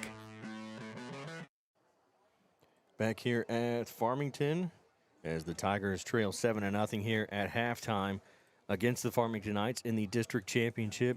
Not a whole lot of offense to talk about, honestly, is we had just the one touchdown, and that didn't happen until the second quarter, almost 3 minutes into the second quarter. And so the Tigers and Farmington defense both playing really well. But both offenses also having some good moments, but then it kind of just, it stalls out. We've had, I don't know how many turnover on downs total. We've had 4 punts from us, from the Tigers. We've had at least, 4 turnover on downs combined. Central with just the one, maybe 5. It could be 4 turnover on downs for the Farmington Knights. I'd have to try to figure that out again. But so many. Only the one scoring drive, and that was honestly just, to be fair, was just luck that he was able to complete the pass that he did down to the 4-yard line as he was about to get just completely swallowed up by the defense on a 4th down pass play that ended up just being caught right before it gets to the turf. I mean, he underthrew the pass to his receiver, and his receiver was able to come back and get it just in time to set up a short 4-yard rushing touchdown for Coy Fripp. Yeah, Ryan, I think, a halftime locker room here, and we got to be thinking about, Coach Gibbs. And he's got to be talking to the guys and saying, we got to make a few changes out there. Maybe not as much defensively. I mean, holding Farmington to 7 points at halftime, really, you can give the defense a lot of credit. They've been getting to the quarterback this evening. Sure, the Knights have had some big plays, but overall, you got to be at least pretty happy with both defenses, I think. Both teams should be happy with that performance. But when it comes to the offense, that's where we've been struggling a lot. And the Tigers, the best drive that they had come up with in the first half, they went for it on 4th down to the end zone. And McGuire was looking for Deshaun Sims, and it just didn't work out. So I really, and I said it then when it happened, and I'll say it again now, I kind of wish that the Tigers would have just kicked the field goal there. Yeah. I think that would have been better. And I mentioned it then, you know, in a game like this, it's so close, and it's a big game for both teams. And so far, I mean, it's really kind of proven my point. We haven't gotten in the red zone since. So if we would have just taken those 3 points, I think that would have given us at least maybe somewhat of a spark here. But we'll see what we can do here in the second half. It's 7-0, and the Knights are leading. Of course, your halftime is brought to you by MRV Banks, Cape Girardeau's go-to for all things banking. MRV Banks, proud supporters of Cape Central Tigers. You can visit them on MRV Banks today, Mount Auburn Drive, also their website, mrvbanks.com. It is the halftime show, and Ryan, I think the last we saw from the Kirkwood and Eureka game, it was 14-7. It's now 21-7 at halftime. Kirkwood leading. Jackson's up 42-7. And this still says first quarter, but hang on, let me check. I got another message. They're probably getting close to halftime now. There's 5:22 left in the second, about almost 10 minutes ago. So they may be at halftime now, 42-7, leading over Northwest. Another one, Dexter leads Potosi at halftime, 20-0 in their district game. And Valley is playing Lift for Life. Lift for Life is up 20-14 in the second quarter. So that's just some of the kind of local area district games for a lot of us. Some of the, kind of the more local teams that are still in their district championships. Yeah, a big week here for high school football, no doubt. And this game, we've been talking about it, the Kirkwood and Eureka game. The winner of this one will face the winner of that one, looking like it's going to be Kirkwood. Yeah. So just to back up just a little right before Chandler said that, Dexter and Potosi winner will play the winner of Valley and Lift for Life. So those two games mean a matchup for next week between the two winners. So, I mean, if it stays the way it'll be Dexter and Lift for Life. One thing is, too, if Central wins and gets into the next round, the game will be hosted at Cape Central.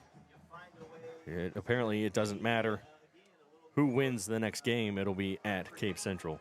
As of right now, the goal, I think, or the time for that would be next Saturday at 1 in the afternoon. But first, you have to get past Farmington. And before you can get past Farmington, you got to get some points on the board. And right now, I mean, the way this game first half has gone, it's not going to take a lot of points to win this game. See, that's the thing. If we could just maybe that's how we need to look at this. Defense, keep doing what you're doing, right? But this offense needs to come out and just look like a whole new team, really. Yeah. If they play like they did in the first half, we're going to lose. And, yeah, it's still close, so that's what you got to remember. It's just a one-score game. Anything can happen. And you got to remember, too, on the flip side of that, last time these two teams had played, which was back over, the Tigers were up 14-0 at halftime. And the Knights came all the way back to win 35-21. So anything can happen. The first half went by relatively quickly, and that's where we find ourselves now after the first half is over with, 7-0. A very low-scoring game, and I'm sure a lot of people are probably surprised by that, too. Oh, yeah. I know, and I was texting Cody and Caleb, who were doing the Jackson game.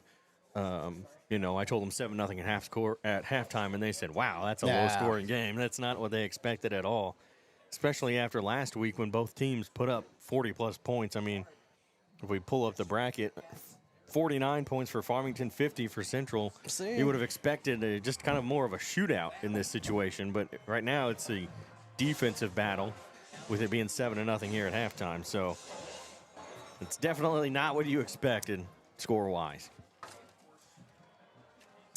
So I think, Ryan, let's go ahead and take a little break here. Okay. When we come back, let's talk some college and let's talk some NFL. What do you say? Okay, sounds good. All right, we'll be back after this. At MRV Banks, we offer personalized loan options that offer an alternate to credit card debt and are tailored to your needs. Whether you're financing a big purchase or consolidating debt, our team is here when you need us most. With competitive rates, flexible terms, and a quick and easy application process, combined with our amazing local customer service and support, let our experienced lenders meet with you to discuss what's best for your success. MRV Banks, we are from here and love living here. Member FDIC, Equal Housing Lender. Get in the game and show your support for your Central Tigers sports with Garber's Menswear. Their community-driven brand proudly supports these young athletes, fostering teamwork, dedication, and sportsmanship. Garber's has been a community staple in the town plazas since 1960, and they're proud to support our youth as they grow into adult members of the community. Join them in cheering our student athletes on to victory. Together, Garber's and our community can build a brighter future, one game at a time. Go Tigers! Looking to upgrade your floors? Come see why Stone Mountain Flooring is the top choice in Southeast Missouri. Locally owned and operated, they offer a huge selection of name brand carpet, vinyl, hardwood, and tile, all at the lowest prices around. The talented team will help you find the perfect flooring with free estimates and financing available. Stop by today at 410 Seamers Drive in Cape or visit online at stonemountainflooring.biz. Quality floors, great prices, and service you can trust. Stone Mountain Flooring. Is your life stuck in a rut? Or maybe you just need to schedule time with friends. At the Cape Girardeau Career and Technology Center, we offer short-term personal enrichment classes, such as motorcycle safety, photography, sewing, painting, ballroom dancing, and more. Visit our website at capectc.com for a full listing of classes we offer. Your Career and Technology Center, Cape Girardeau CTC. The CTC is a proud supporter of Cape Central High School. Go Tigers! This is manager at Cape Girardeau Honda. We're proud to support our Cape Central Tiger athletes and this community we call home. Right now, we have our largest inventory of new Hondas ever, plus a great selection of Honda certified pre-owned vehicles. And when you buy with us, you'll drive with confidence thanks to our lifetime warranty and car washes for life at no extra cost. Cape Girardeau Honda, award-winning sales, award-winning service, and proud supporters of our hometown teams. That's the Cape Girardeau way. Come see us today and let's get you in the Honda you've been waiting for. Cape Girardeau Honda in Cape. DollarSavingDeals.com is the Heartland Savings Superstore. Save up to half price on certificates to local businesses at DollarSavingDeals.com.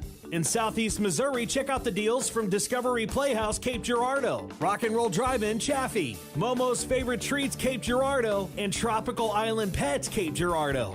If you're in Cape, Sykeston, Jackson, Paducah, Chester, Carbondale, Mount Vernon, Marion, or anywhere in between, get to DollarSavingDeals.com or look for us on the Big Deals app.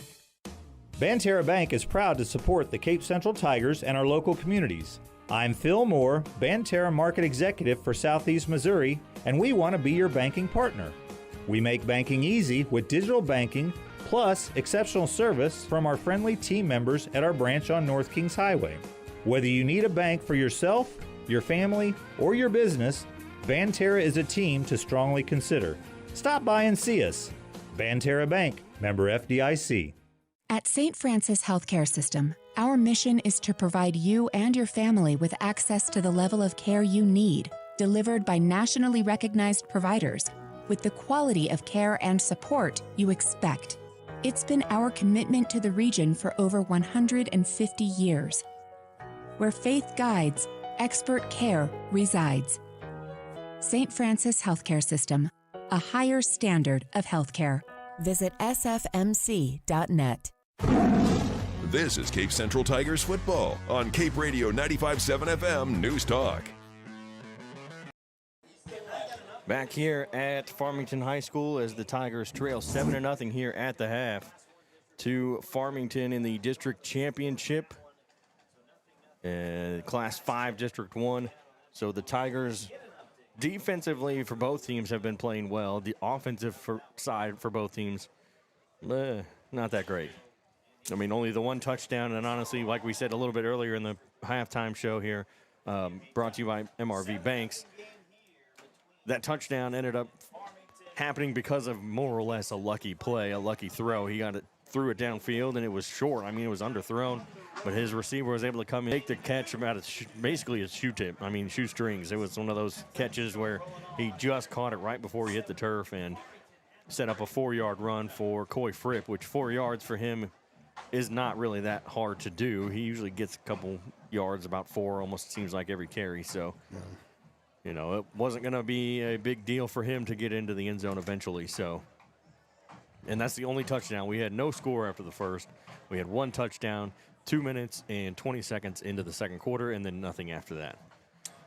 Yeah, this is, I guess, like I was saying earlier, kind of one of those old school games, right, where it's just a battle of the defenses, and that's sort of how a lot of football, especially back in the old days, was kind of more the focus. Now we see it where it's the offense is kind of taking over, and we like to see a lot more points and a lot more airing the ball out, and that goes for, well, I think especially college football especially in that way. But speaking of college, you know, we're going to look at a few scores here.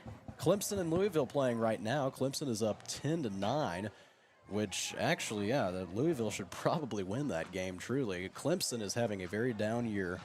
They are 4-5. Clemson is 4-5. Louisville is 7-2. So that game right now 10-7. And looks like they are probably going into halftime as we speak. Yes, 10-9 at halftime. Also going on right now, Oregon and Minnesota. Those two teams are playing each other. And if we look ahead to tomorrow, slated for Week 12, your matchups, Notre Dame, Pittsburgh, a battle of two 7-2 teams. We also have Arizona and Cincinnati going head-to-head tomorrow. Big one here, Oklahoma and Alabama in the SEC. And also Iowa and USC. That's a Big Ten matchup there. So another top 25 matchup. How about Texas and Georgia? Oh, that's a big one. That's a big game tomorrow. Let's see, Georgia 8-1. Yeah. Texas is 7-2. Texas actually had fallen out of the top 25 for 1 week. So they have improved. They really have. Last few weeks, and they're all the way back up to number 10 now. BYU coming off their first loss of the season last week. They're going to be taking on TCU. And things like that, BYU losing is one of those things that helps some of those teams like Texas move up in the rankings. For sure. They had lost to Texas Tech last week. And, yeah, Texas Tech is probably one of the better teams that they've had in a long time. Of course, that's where Patrick Mahomes went to college, but I don't remember them really being that good when he was there. I don't think they really cracked the top 25. Now, don't quote me on that, but I don't remember them being a ranked team. Yeah, I don't remember him playing at Texas Tech is my thing. Like, Well, you know what I yeah, mean? I don't exactly. remember that happening. Right. You know that's where he went. Yeah. But yeah, that's something there, Texas Tech, and I know they had changed their logo a little bit here recently. Oh, yeah. So it's, you know, typically the red T, and I think they have it looking a little bit different now. I kind of like the old look. But yeah, didn't they take out one of the colors or something? I want to say, did they take out the red maybe? I think they might have. I can't remember. Yeah, look. Yeah, they took out the black. Oh, they took out the black. So it's just red. Two red T's now instead of, I do like the old one better. I do too. Gives it more of that 3D look, and that other one just is kind of boring, honestly. Kind of, more basic, I would say. The Tigers are running back out onto the field here for this second half. Now, let's look at... I was going to say, speaking of Tigers, Mizzou, that season's pretty much over without their quarterback. I mean, they got beat pretty bad last week against, was it A&M? Yeah. I mean, without that quarterback, that's pretty much it. I mean, it's going to be rough. Yeah, that's going to be tough. I can't remember how to pronounce Bo Pribula. Pribula. I think that's how you say it. He is Mizzou's quarterback, so kind of disappointing there. But Tigers are out here on the field, not the Mizzou Tigers, but the Central Tigers, and they're getting all warmed up for the second half. Now let's take a look at some NFL stuff here. And I know last week we ran down some of the percentages of all the teams and how they're going to make the playoffs. I looked at the AFC, I know, last week, because a lot of the NFC is more, I don't know, I guess there's less going on maybe in the NFC right now.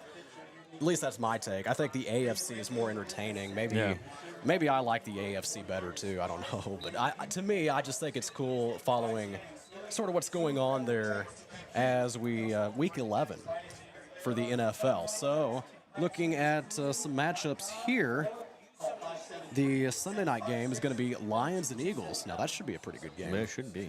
And Monday night Cowboys and Raiders. I'm not too sure if that's going to be a very interesting game. It could be a good game, but I don't know if that's going to be one that a lot of people are going to be watching. Those two teams, not really playoff caliber by any means.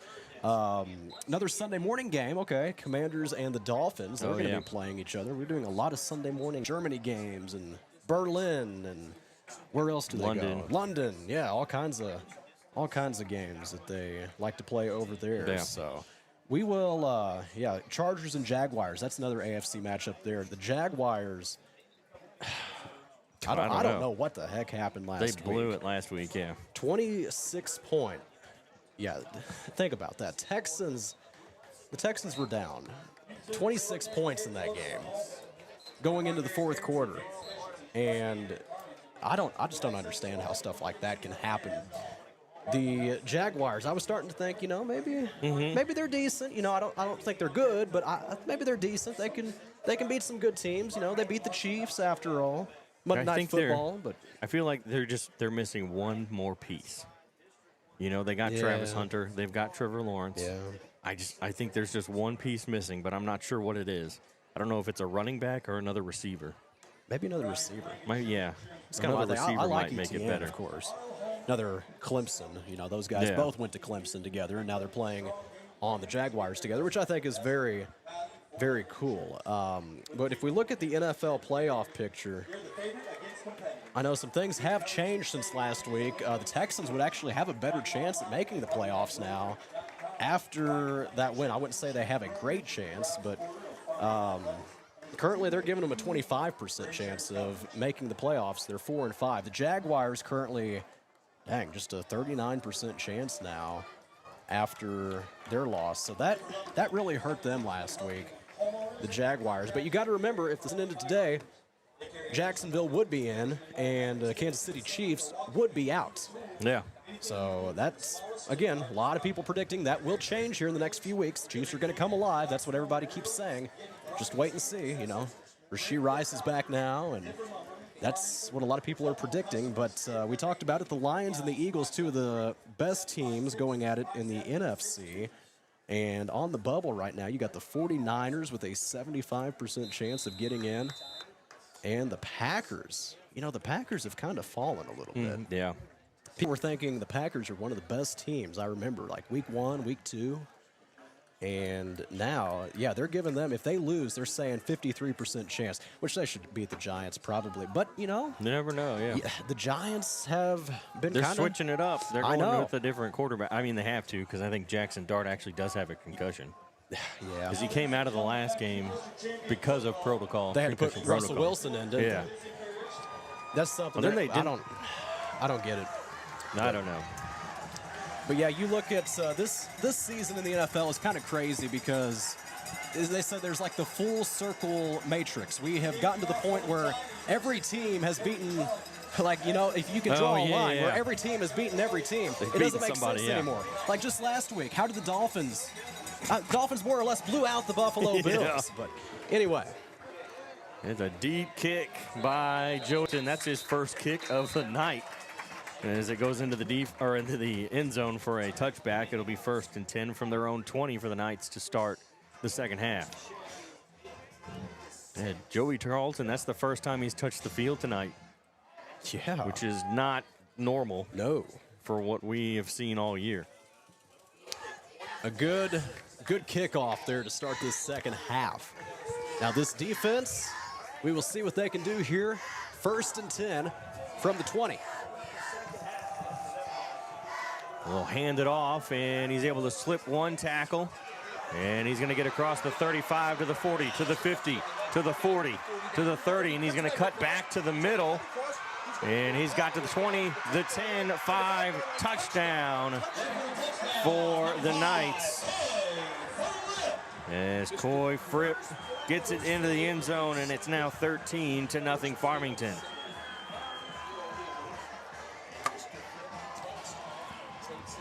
Somehow able to slit through the defenders. And what looked like, I thought he was cutting back to the middle, and I was about to say, oh, that's a mistake. He should have kept going down the sideline.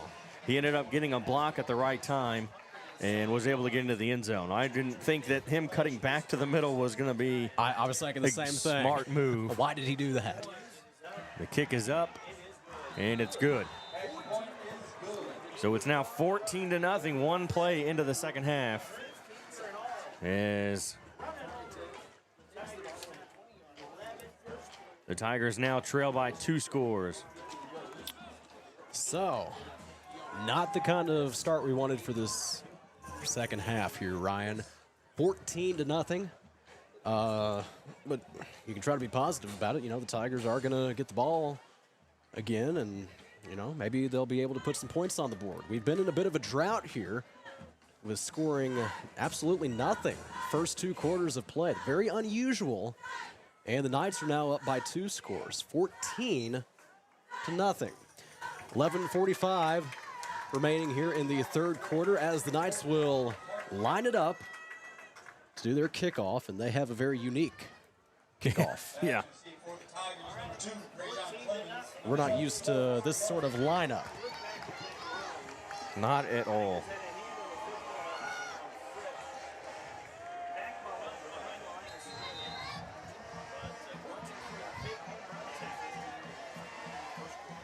And a kick is going to get out of bounds, so that will be a penalty.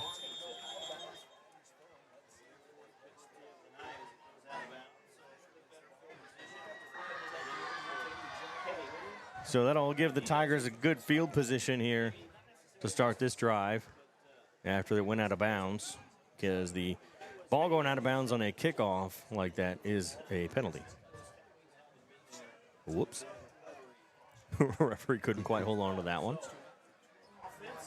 That reminds me, you know why in the NFL games, why the fans can't keep those balls if they catch a football or something? Supposedly, and I need to look into this more, but Tony Romo was talking about it, and supposedly they store like data or information inside the ball. Oh, yeah, that's right. They do. Yeah, they've got those new footballs, yeah, that have that stuff in them. I need to look into that a little bit, because I think that's very fascinating. But yeah, that's why you can't keep a football when you go to a football game. So they will hand it off. Boyd comes around. He's going to break a tackle, get to the 40, to the 45, to the 50 as he gets out of bounds, as he just ran into one of his own teammates who, I don't know if he was not paying attention or what, but he just got hit in the head, I think, with the helmet of Boyd. Oh, no. Yes, that's Nunley over there on the sideline. I don't know if he just wasn't looking or didn't expect to get hit by somebody, and that's not good, as now the training staff is checking on him. 1st and 10 from the 49 in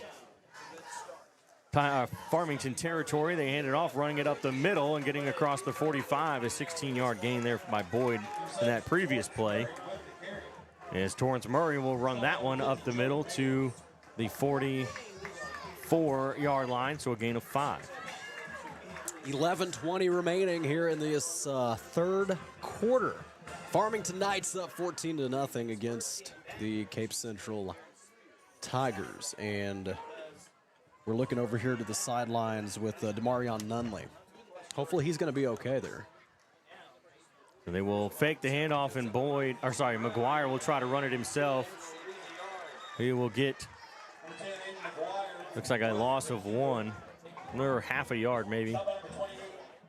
So that'll bring up 3rd down. I think he got cut on his face from the helmet as they're holding a towel up around his nose area, maybe above his eye. It is 3rd and 6 for Cape Central. They've got the ball on the 45.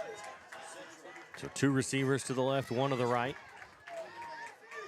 McGuire takes the snap. He's going to hand it off to Boyd.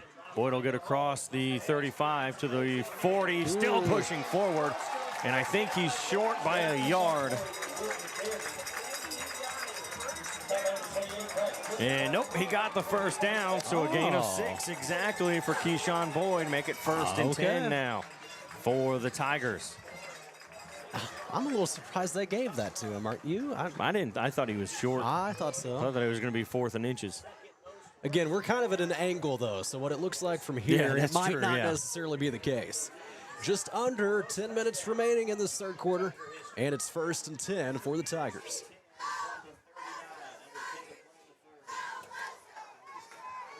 Ew, almost got him to jump as they'll hand it off again, and up the middle is Keyshawn Boyd, and I think a flag came in. And as of right now, it's a 1-yard loss. And it's on the Tigers. An illegal shift.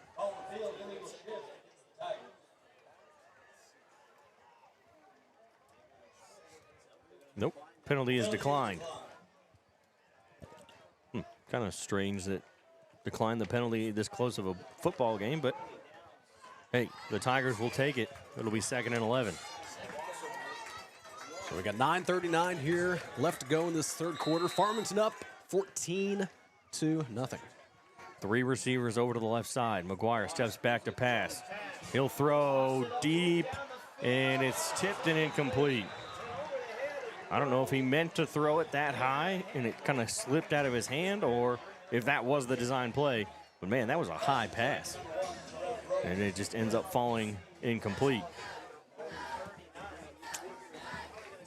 So it's 4th down here. This is too far to try to kick a field goal. Yeah. So they're going to go for it. Oh, are they going to punt? And I think they're going to end up punting here because that's, Alex Owasco comes out. Well, I guess they're going to say, you know what, we're not going to get any points this drive, but let's put the defense to work. So Owasco gets the kick away, and it's going to bounce and go into the end zone. So they'll get it to the 20-yard line. They were able to snap it right before the play clock expired. I mean, that was like a 3-2-1 situation punt almost, as they get it away, and it's 1st and 20 from their own 20-yard line for Farmington. So we're going to go ahead and tell you about MRV Banks, Cape Girardeau's go-to for all things banking. MRV Banks, proud supporters of Cape Central Tigers. Visit MRV Banks today, Mount Auburn Drive, also online, mrvbanks.com. 1st and 10 here for the Farmington Knights.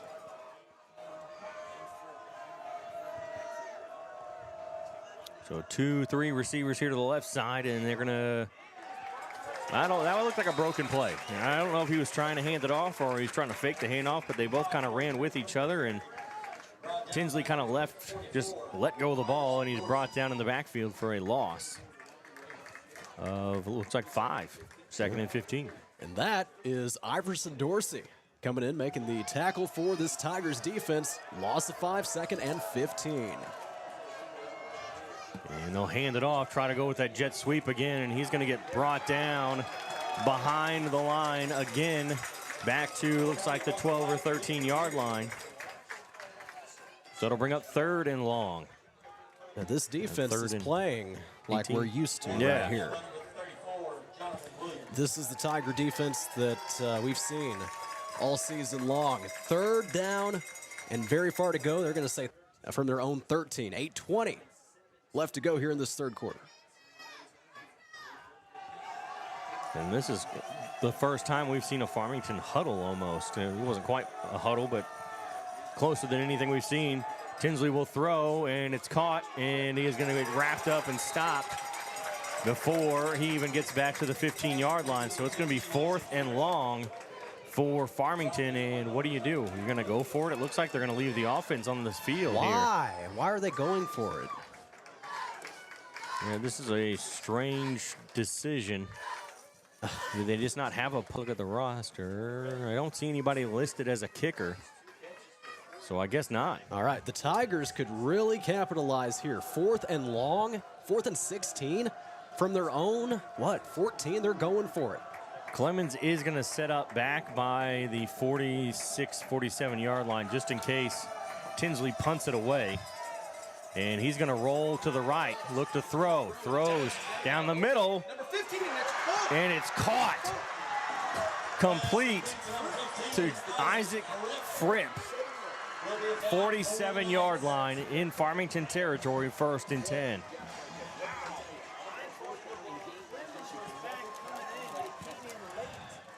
Clemens setting up as the returner in case there was a punt, trying to fake it into a punt. And he didn't come in time to try to break it up. And it was complete. They're going to hand it off. They're going to fake the handoff as Tinsley will run it up the middle. And he's brought down in Tiger territory at the 45-yard line. Logan Margetta makes the tackle. Yeah, I got to say, going back to that 4th down there, I was watching Isaac Fripp that whole time, and I was thinking, you know what? They're going to pass it to him because he was open. 2nd and 2 here for the Knights. Tinsley will fake the handoff, throw deep downfield, and it's going to be incomplete. Oh, my gosh, you've got to be kidding. They're going to throw a flag. No. And it's going to be pass interference on somebody. And if you... Maybe the Knights, though, honestly. The Tigers don't think so. And this is not... We had the exact same play happen earlier with the Knights on defense where he didn't turn to look at the ball and there was no flag, and they are throwing one here tonight for this one. I didn't see it, I'll be honest. All I saw was the Knights. I saw them both diving for the football. Well, yeah, and then the Farmington guy ran right into the defender. Yeah. I mean, if anything, I was thinking, well, maybe the Knights did a pass interference somewhere. So Tinsley will get the handoff, will keep it for himself. He's going to run around the outside, and he's going to be pushed out of bounds. And they're going to say he was in bounds before he... Oh, it's 1st and 10. It's a 1st down, so they're going to stop the clock.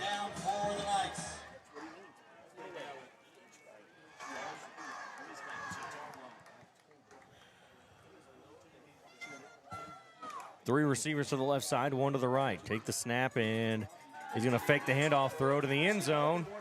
And it is a touchdown. They're going to say he stayed in bounds for the touchdown. And it's going to be 20-0. Farmington leading here in this 3rd quarter.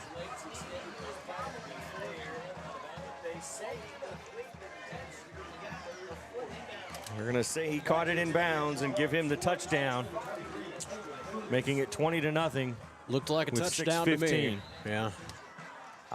Looked like a touchdown, so that's what they say, 20-0. Yeah, kick is up, and it is good. So 21-0, Farmington leads. That's the thing. I mean, they've got a guy kicking extra points, but not punting, no punting at all so far tonight. I mean, for them, it's worked out so far, but at the same point, when do you... They caught a break on that last one. I would have punted that one away. That was too close to our end zone. Oh, yeah. To take that chance. That's something you really never see. You don't really see any team go for it. 4th and 16 from their own 14. Yeah. And it worked, and they get points. And even if they don't have a kicker, the quarterback would just punt it away. You know what I mean? Yeah. It's just, wow, did not expect it at all. But like I said, it worked out for them because they got the 1st down. And now a touchdown. Yeah. Well, we find ourselves here, Ryan, with a 3-possession game. It is 21-0. Farmington up here in your district championship game. And it is time for that very weird and unique kickoff formation.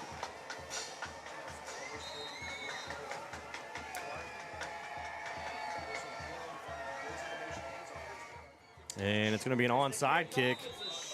And he grabs it, falls at the 47-yard line. So the Tigers will start 1st and 10 at their own 47. Tried to catch the Tigers off guard on an onside kick, but did not happen. And it's 1st and 10. So, yeah, 21-0 here. This game is not out of reach just yet, but the Tigers are going to have to do something on offense here. They're going to have to do something much different if they want to get themselves back in this ball game. 6:15 to go, 1st and 10 from their own 47. McGuire back to pass. Throws over across the middle. Incomplete. There's a flag. I was going to say there was some contact there before the ball got there. And let's see if it's actually going to be pass interference on the Knights.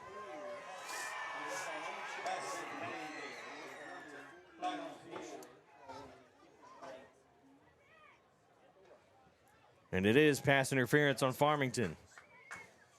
And roughing the passer. We got 2 penalties.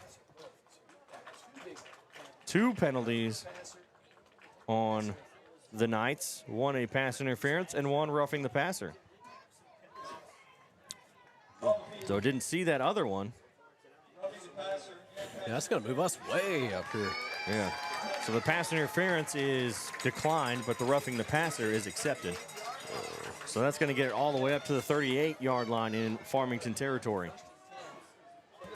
So, yeah, we're going to get 19 yards out of that, I think. Does that sound right? 19 Should be 20. yards? 20? Yeah, but it was a 47. Now we're on the 38. Oh, yeah. I don't know. That's weird. Murray breaks the tackle, spins around. He'll get brought down across the 30 or at the 30. This will be a nice gain there of 8. The Tigers offense making a few substitutions out there as they will send in Terrell Grove. And checking back out, it is Landon Best. He's actually coming in, or he's actually going off the field. They've started to use him as a receiver in situations now. Used to him being a quarterback. They'll hand it off to Boyd. He'll run it up the middle. And he gets to the 28-yard line. It should be a 1st down. And I think we've got a Farmington player down out on the field. We do.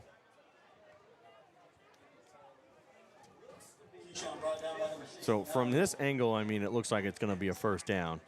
But we will hold off on that until they do give them the 1st down. So we're going to take a timeout as we take a peek at the injured player. We'll be back after this. Are you ready to transform your space from drab to fab? Look no further than Stone Mountain Flooring, your one-stop destination for all your flooring needs. Whether you're revamping your home or giving your office a fresh new look, Stone Mountain's extensive selection of high-quality flooring will inspire your imagination and elevate your space. From LVT to carpet, tiles, and more, Stone Mountain has the perfect flooring solution for you. Call 573-335-8050 or visit Stone Mountain Flooring on Seamers Drive in Cape. At MRV Banks, we offer personalized loan options that offer an alternate to credit card debt and are tailored to your needs. Whether you're financing a big purchase or consolidating debt, our team is here when you need us. Competitive rates, flexible terms, and a quick and easy application process combined with our amazing local customer service and support. Let our experienced lenders meet with you to discuss what's best for your success. MRV Banks, we are from here and love living here. Member FDIC, Equal Housing Lender. Get in the game and show your support for your Central Tigers sports with Garber's Menswear. Their community-driven brand proudly supports these young athletes, fostering teamwork, dedication, and sportsmanship. Garber's has been a community staple in the town plazas since 1960, and they're proud to support our youth as they grow into adult members of the community. Join them in cheering our student athletes on to victory. Together, Garber's and our community can build a brighter future, one game at a time. Go Tigers! This is Cape Central Tigers football on Cape Radio 95.7 FM News Talk. So 1st down for the Tigers as they'll put Boyd in motion and they'll hand it off. Murray will run it up the middle and get across the 35 down to the 34. So, a gain of 4. I think so. 5 minutes, though. 5 minutes left to go in this third quarter. I don't know. This game is not over yet, but we have to get a score, and we got to get it soon. Yeah. I don't know what else to say. I mean, we if there's any chance, or if there's any hope left, we got to get a score. 2nd and 6. 2 receivers to the left. They'll move Murray. Hand it off to Boyd. He'll get hit as he gets to the line, spin around, fall forward. He'll gain, let's see, looks like 2 yards, 3 yards. Give me something, 2 yards. Sometimes when you rely on that scoreboard, it's the one time you look for the scoreboard to make sure you get it right, there you don't put it up fast enough. But any other time when you don't care, it's fine. 2 receivers to the right side. High snap. They're going to hand it off, and that's a broken play. That high snap took off precious time as they try to hand it off, and Murray doesn't get anywhere except for backwards 2 yards. Well, 4th down, and what are we going to do here? I mean, we got to go going for it. Yeah. I don't. At this point, we just have to go for it. We have to get a touchdown because a field goal is not going to help us out that much. Yeah. So 4th and 5, we're going for it from the 23-yard line of the Knights.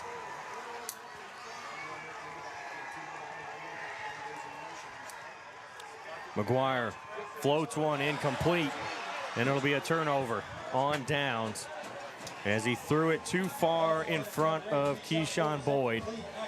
And the Knights will take over 1st and 10 from their own 23-yard line.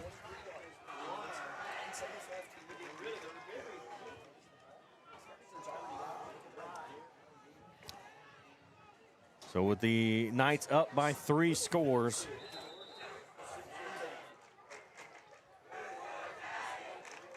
and Tinsley's going to keep it himself.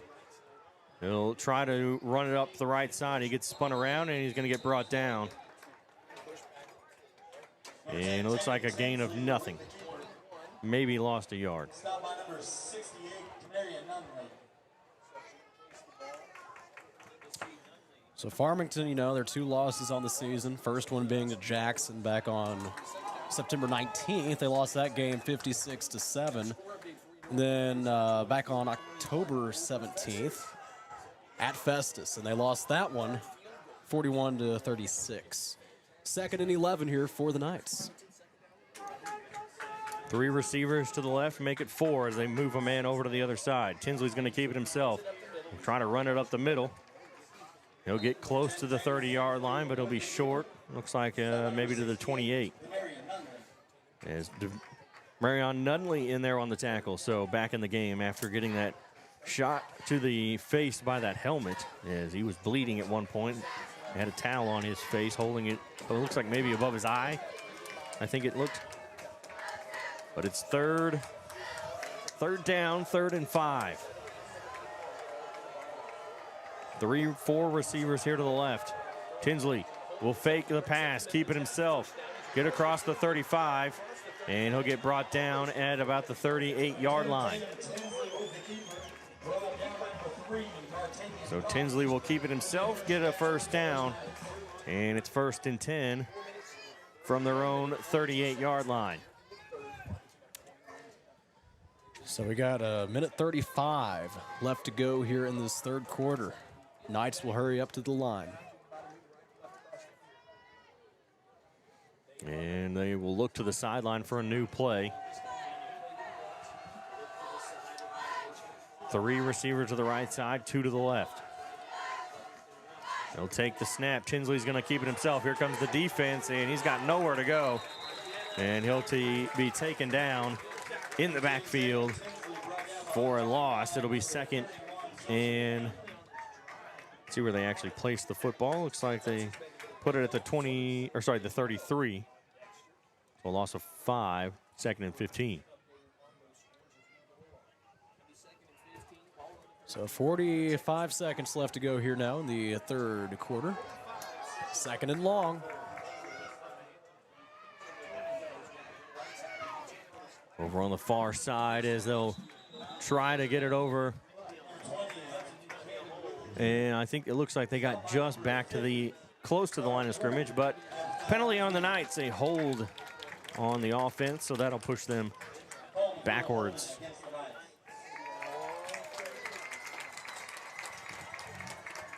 That'll be a 10-yard penalty. And it was 2nd and 15. So, yeah, let's back this one up a little ways here. It's going to go back to the 24-yard line. 2nd and 25. How about that? 36 seconds remain in this third quarter, and the Knights are now in a bit of a hole.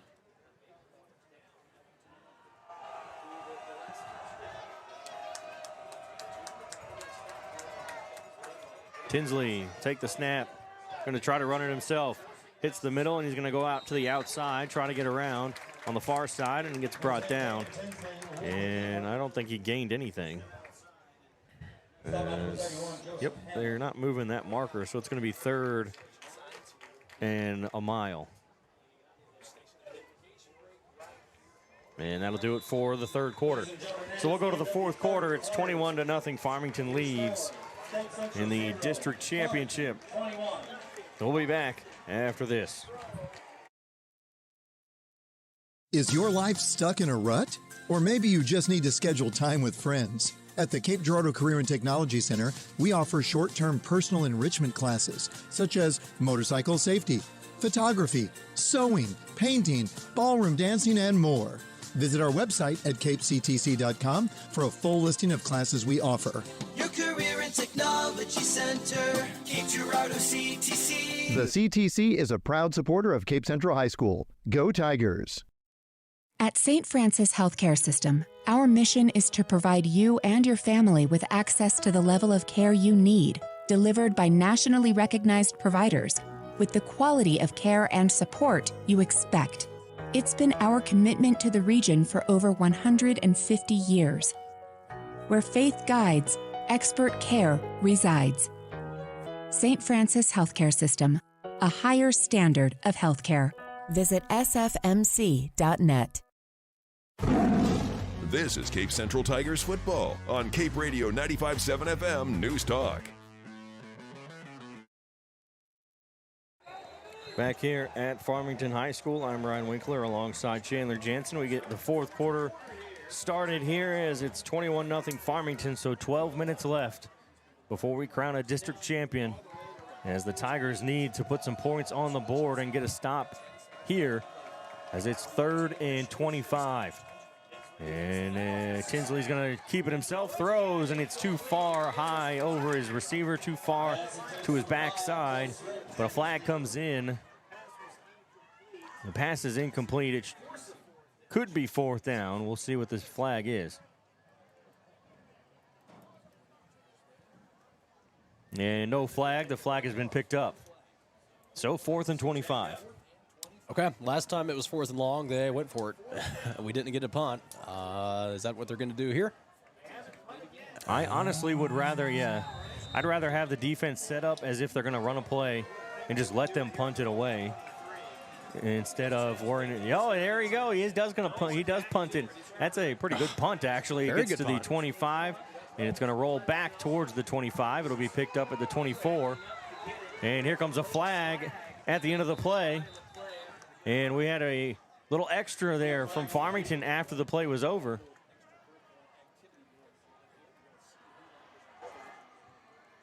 And that's going to be on Farmington. As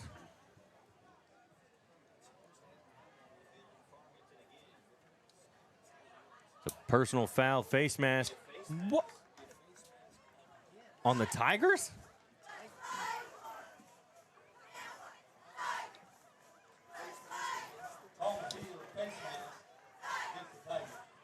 So the extracurricular activity gets nothing.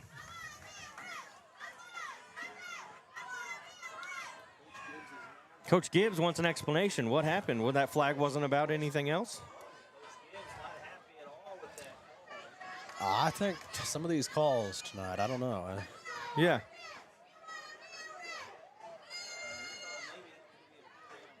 There you go. It's actually on Farmington. These referees, man. So it's supposed to be on Farmington? It's supposed to be on Farmington, making it the bad call, pointing to Central. And it's actually a Farmington penalty. Holy cow. Well, got to give some credit to Coach Gibbs for standing on them about that. Yeah, making sure that they pay attention and know what they're doing out there. So it'll be 39-yard line, 1st and 10 for the Tigers.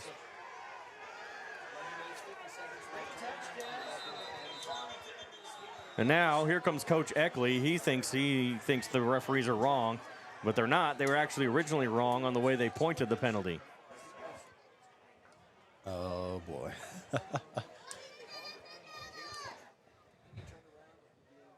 He pointed the wrong way. He faced the wrong way, honestly, when he first called the penalty. And so now everyone is upset because he didn't call it the right way the first time, which is not something you want to do as the referee, the head referee there. So McGuire will step back, throws, it's caught over on the far side to the 30, 45, to the 50, and he's going to get brought down at the 50-yard line. So it'll be a 1st down. Is there a penalty flag? There is a penalty flag. It's a hold on the Tigers. I didn't see the flag. I don't see it anywhere. But apparently it's in there somewhere. I don't see any flag. Yeah, where is it? Where's the flag? I don't see a flag. I don't see a flag on the field. I don't think there's a flag on the field.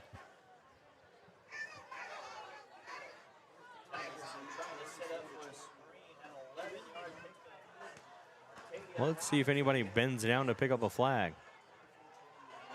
I don't see it. So, I don't know. So it's going to be 1st and 19. 2 receivers to the left, to the left side as they'll move a man over to the left. McGuire will take the snap, hand it off. Boyd avoids a tackler. He's going to run to the near sideline, up to the 40, to the 45, and he's get knocked down as he had to basically push his blocker out of the way. And a nice gain there from the 30-yard line up to the 45, so a 15-yard gain for Keyshawn Boyd. As he gets to the 45, it's 2nd and 4. And that's the Keyshawn Boyd right there that we are used to. Kind of been a quiet night for him in this Tigers offense this evening. But good, solid gain. 15 yards, 2nd and 4 for the Tigers. 2 receivers to the right side as McGuire will step back to pass. He's going to throw, and it's tipped and incomplete. That'll bring up 3rd down. Somebody got, I think, a fingertip on it and caused it to basically lose whatever momentum it had behind it as it falls to the turf.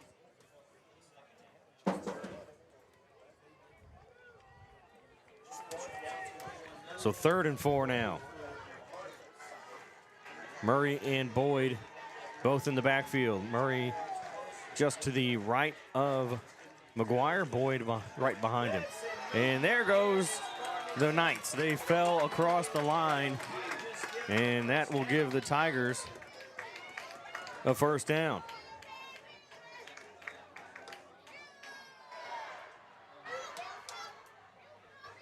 And now the Knights trying to play the blame game, saying that, no, they jumped. That's why we fell across the line. And it's offsides on the Knights.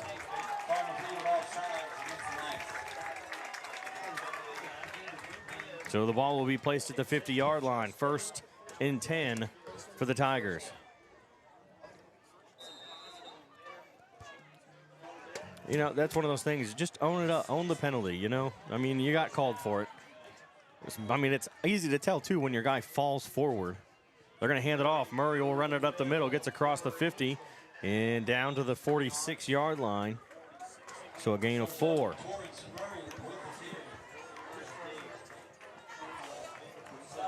So Jackson leads 63-7 going into the 4th quarter.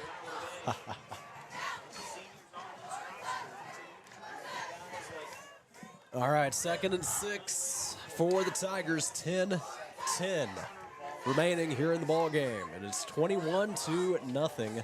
Farmington leads. 2 receivers over to the right side. As McGuire gets the snap, hands it off to Boyd. Boyd will get it across the 45. Down to the 44. So it'll be 3rd down.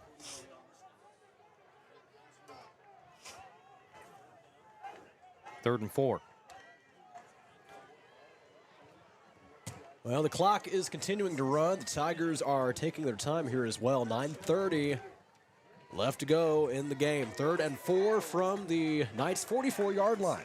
We're going to go with Boyd in the backfield by himself, setting up Wildcat. 2 receivers to the left, 1 to the right. Boyd will take the snap. Dump pass, caught by Jathan Spain. Gets it to the 20. And he gets brought down at the 19. Keyshawn Boyd with kind of a jump pass there over the line. They came in expecting him to run it, and he'll throw for a nice pass all the way down to the 19-yard line. So 1st and 10. I think they're a little spark here for the Tigers offense. As they'll hand it off to Boyd again. He's going to run it up the middle. And it looks like he'll gain maybe 2.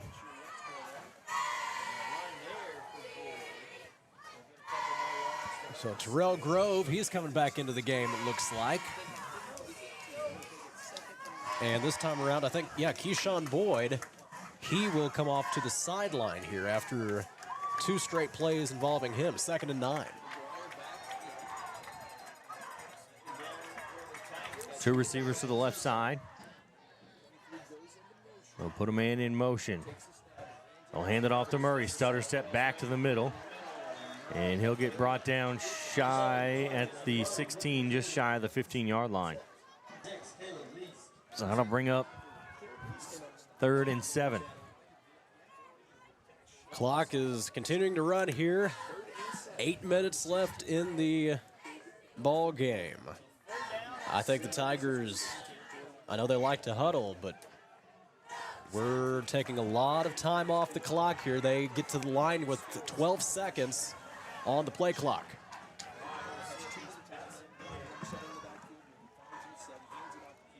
Fake the handoff throw across the middle is going to be incomplete.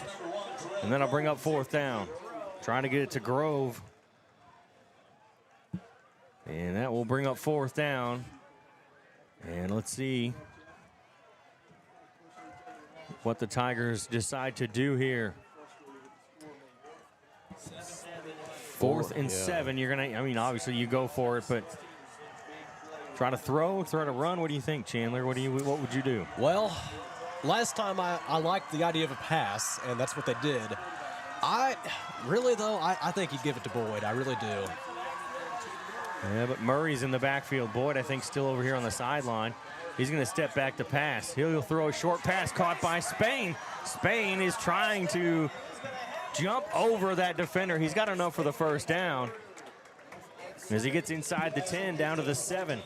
Spain jumped over that defender, hurdled him a little bit, but the defender grabbed onto that foot and held on and did not allow him to go anywhere. But it didn't matter. He got enough for the 1st down, 1st and goal from the 8. So Jathan Spain, his 2nd reception here on this drive. It's 1st and goal for the Tigers. Best field position all night. Boyd back into the game. He's in the backfield. McGuire will hand it off to him. And he'll hit the line, and he won't go anywhere there, as he may have gained a little bit, maybe a yard. Either way, it's 2nd and goal. Number 12, Jackson Tinsley. Number 28, Bryce Booth.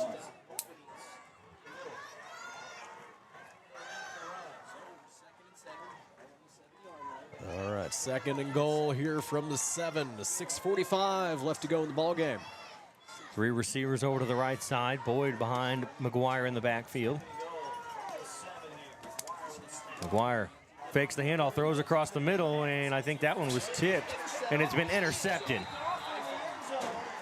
It's picked off in the end zone. intercepted by number 20. And it'll be a touchback for the Knights.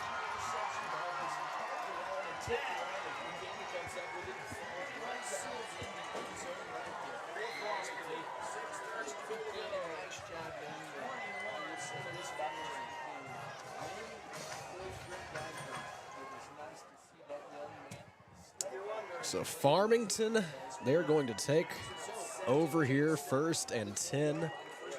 An interception there from Aiden McGuire on 2nd and goal. It's 21-0 here. The Farmington Knights will get the ball back. 6 minutes, 32 seconds remain in this one. So 1st and 10 from their own 20-yard line. As they'll throw, it's complete at about the 30 as they'll get to the 35-yard line. That was Walker Lout on the reception. Well, I know the Knights like to do a lot of hurry up and stuff, but at this point, I would think that they would burn a lot of clock. I don't see why you would think you'd want to take your time. But I don't know. We'll see what they do here. 21-0 here. Farmington leads in the 4th quarter.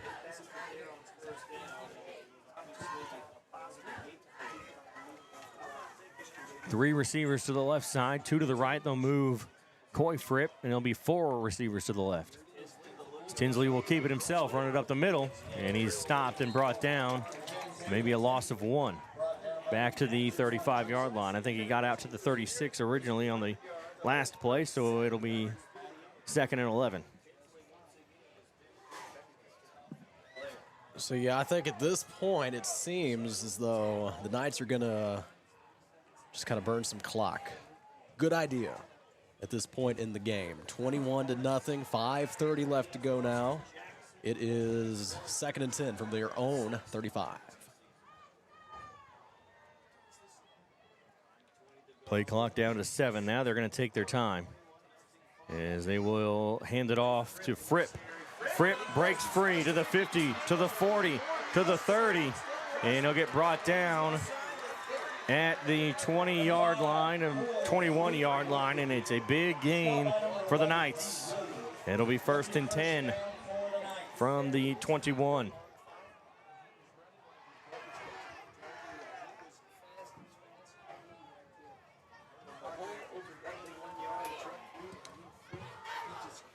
So Chandler. So Tatum Tinsley's a senior, so this is his last year. But Coy Fripp, he's still got another year to go. He's just a junior. So he has another year of high school football to play, and he's going to probably be their main piece of the offense again next year.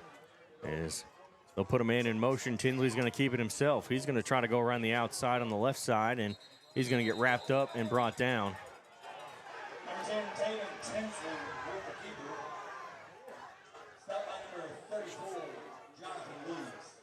So Jonathan Williams gets the tackle, and it'll be 2nd and long. I know coming into this game, Ryan, Jonathan Williams had 12 tackles on the season. So he actually was tied with Malachi Johnson on that stat. That's coming into the game. 4:10 remaining in the ball game, and Farmington Knights. Sorry. They're going to give him a loss of 1. Yeah, back to 2nd the 22. and 11. So just under 4 minutes is what we are looking at now. Knights are taking their time, as they should, and just kind of, running this clock down and putting this game away. 7 on the play clock. Tinsley will get the snap, keep it himself again, try to the right side this time. He's going to get out of bounds, but I think he might be shy of the first down. It'll be 3rd down. 3rd and 1.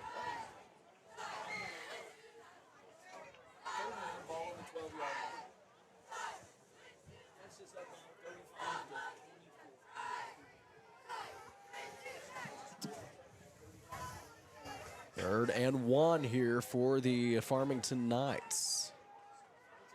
So 4th quarter, Kirkwood leads 21-10 over Eureka. Tinsley will keep it himself. run it up the middle, break a tackle. Somehow he keeps slipping out of tackles, and he's finally brought down. It'll be 1st and goal. And there's a flag on the play.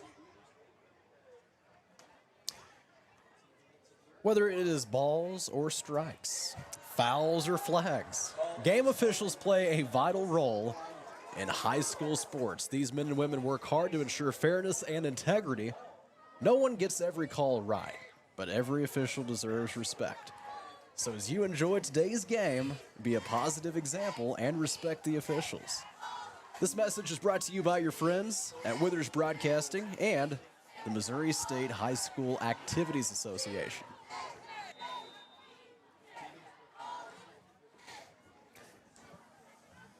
Third down here for the Farmington Knights. 3:22 left to go. Penalty was on the Knights, and it brings them back, so they do not get anything really out of that one except for maybe, a couple yards.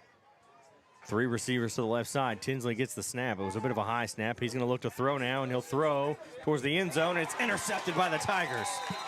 And it'll be a touchback on the interception as D. Williams comes away with an interception and gives the Tigers a chance to at least put some points up on the scoreboard.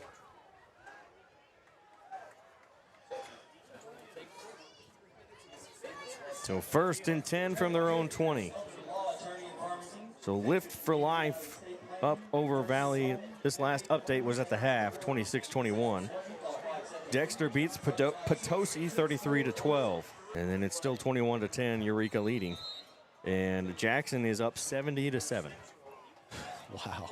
So Jackson will win their district again, as their district for the last, I don't know how many years, really has not had a whole lot of competition in it. As a lot of their teams, even when they have good records, they're not exactly playing tough competition. As the throw is caught, but it's going to be a tackle for a loss of about 2 back to the 18. Nope, 3 back to the 17. But yeah, Jackson, even I think it was last year or the year before when Seckman, they were undefeated going into districts. Yeah. And got that 1 seed. But when you looked at their schedule, they were playing a lot of lower schools, lower classes. And so their record was a little misleading. And McGuire had no idea what the play was supposed to be as he was jumping up and down in the backfield, trying to get somebody to relay something to him, and the Tigers will take a timeout.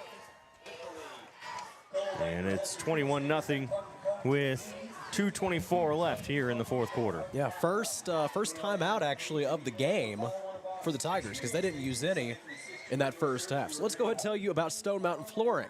Locally owned since 1993, Stone Mountain Flooring, your trusted source for all things flooring. Find them on Seamers Drive in Cape. Also online, stonemountainflooring.biz. So, 2:24 remaining in the ball game, 21-0. Tigers have the ball, and at this point, I think the best we can hope for is maybe just no shutout.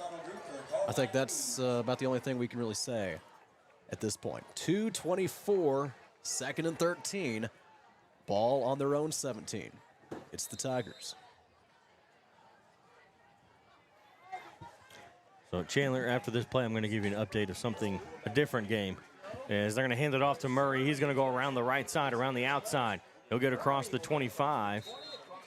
And I think he gets brought down at the 25 is where they'll mark him down. So South Dakota, they're having their state championships tonight. Like they don't do any kind of districts like what we do. It just goes straight into like a playoff mode. And their state championship tonight. So John, my brother, is calling the championship because his team always goes. They're 9 in a row. They've been there now.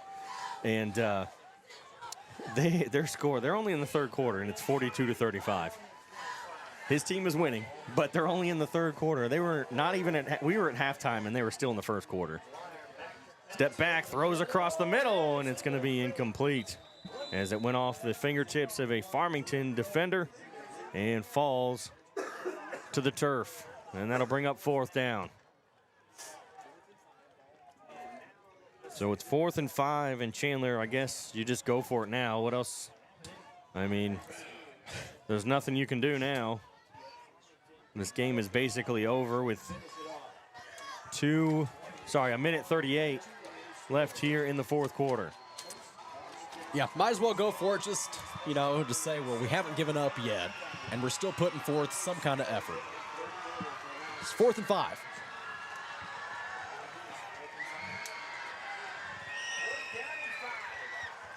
McGuire, we get a flag. And they're going to say a false start on the Tigers.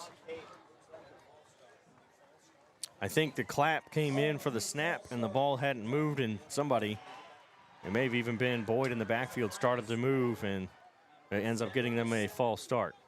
So the ball goes back to the 20-yard line. So it'll be 4th and 10. So this will be the first district championship for Farmington in 6 years. They hadn't won anything since 2019. And Coach Eckley, yes, Coach Brent Eckley, his first year coming back to the Heartland as well. Longtime Jackson Indian coach, too. McGuire back to pass, dumps it, caught by one-handed catch by Jathan Spain. He gets to the 30 and across, and that's a first down. And Jathan Spain showing off the hands with the one-handed catch, bringing it in, getting the first down, and just showing more flashes of why SEMO has signed him to play for football next year. I know he's a good baseball player, too. But, yeah, he's going to be playing football with SEMO. 1st and 10 for the Tigers. 3 receivers here to the left side. And a bad snap, but McGuire is able to hold on to it. He'll throw. It's caught by Murray. Murray's going to cut back to the middle. Now he'll try to run up the middle, and he gets tripped. I don't know if he tripped over his own feet or one of his own defenders. He gets across the 35 up to the 37-yard line. It'll be 2nd down. So 35 seconds here remain in the ball game, and it looks like we're going to have to snap it one more time before this game goes final. 2 receivers to the left, 1 to the right. McGuire takes the snap, hands it off. Murray coming around the outside, left side, and he's going to get pushed out of bounds.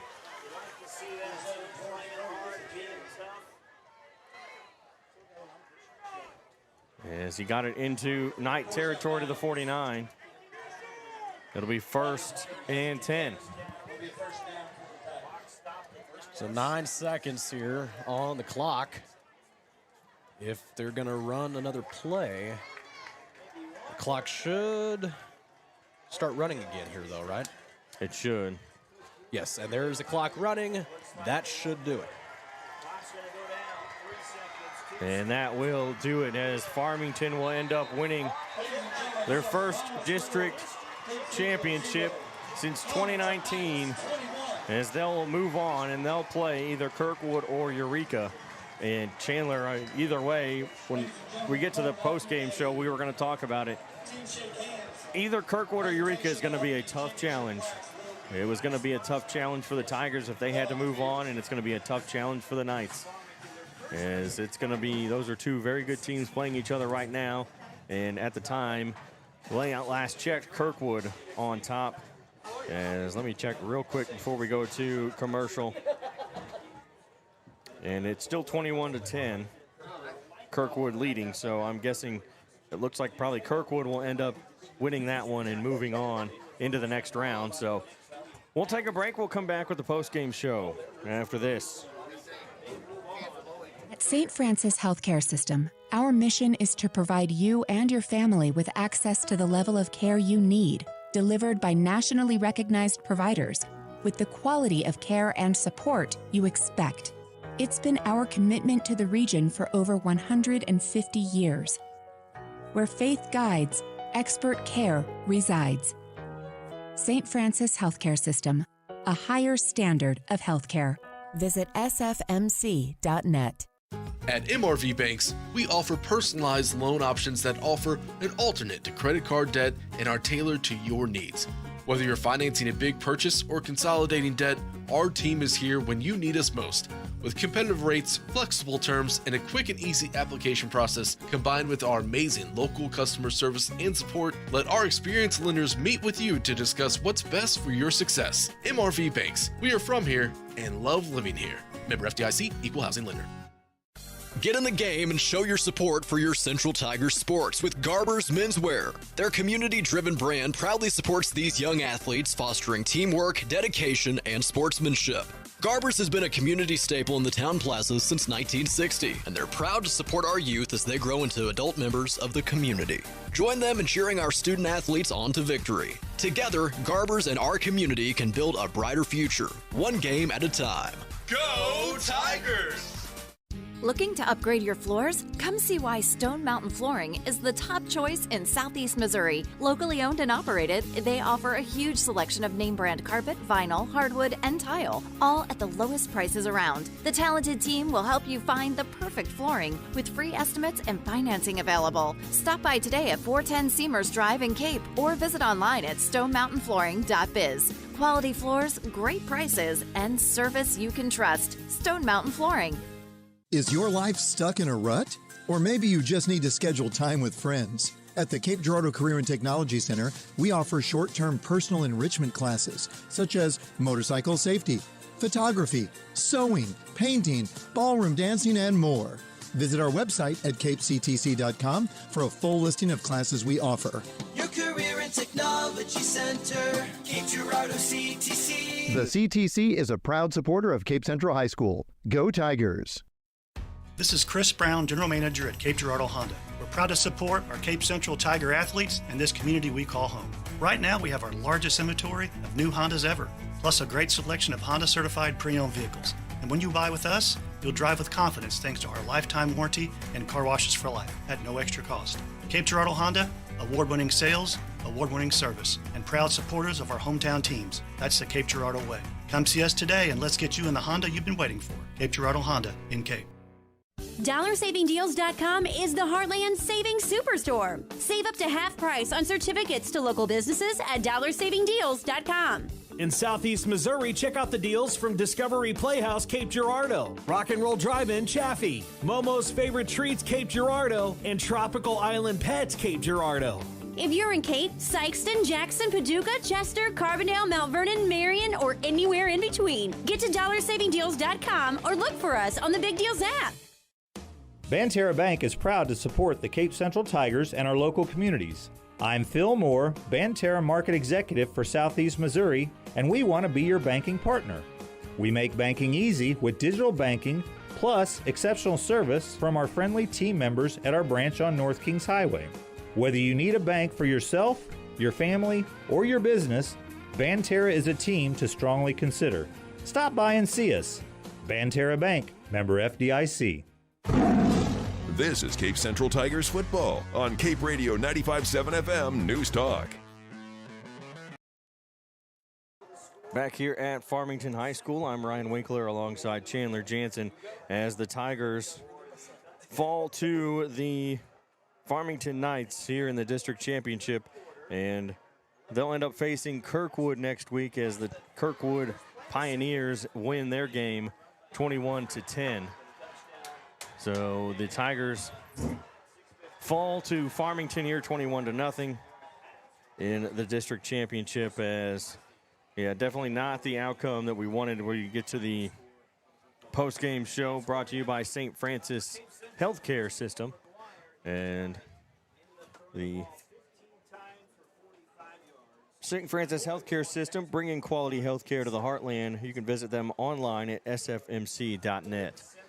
So for the Tigers, 17 seniors will graduate after, or I should say graduate in the spring. So 17 seniors will leave the football team for next year, as Tigers offense could not really get anything going. Obviously scoring no points, but could not get anything going, as it took a long time for Farmington to even get anything going in that first half. They only had the one touchdown. It was 7-0 at halftime.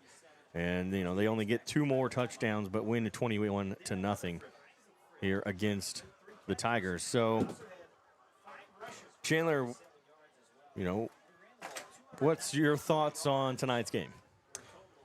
Well, you know, it's a disappointment for sure.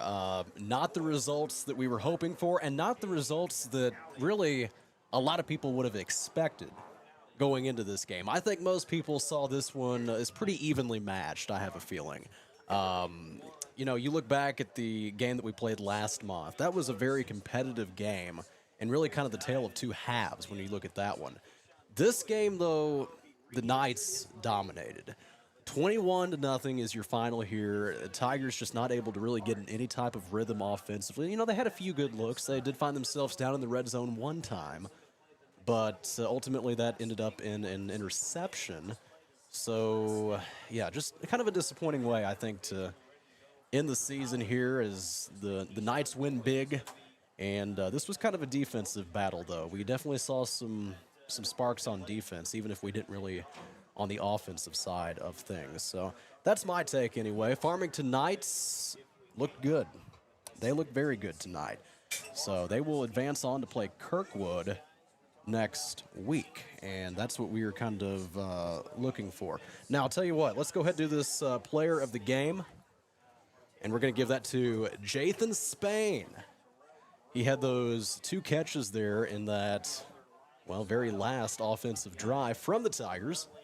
So he is our player of the game, and Jathan Spain is going to be playing football next year for the SEMO Redhawks. So your best dressed player of the game from Garber's Menswear. Weddings to prom, everything in between.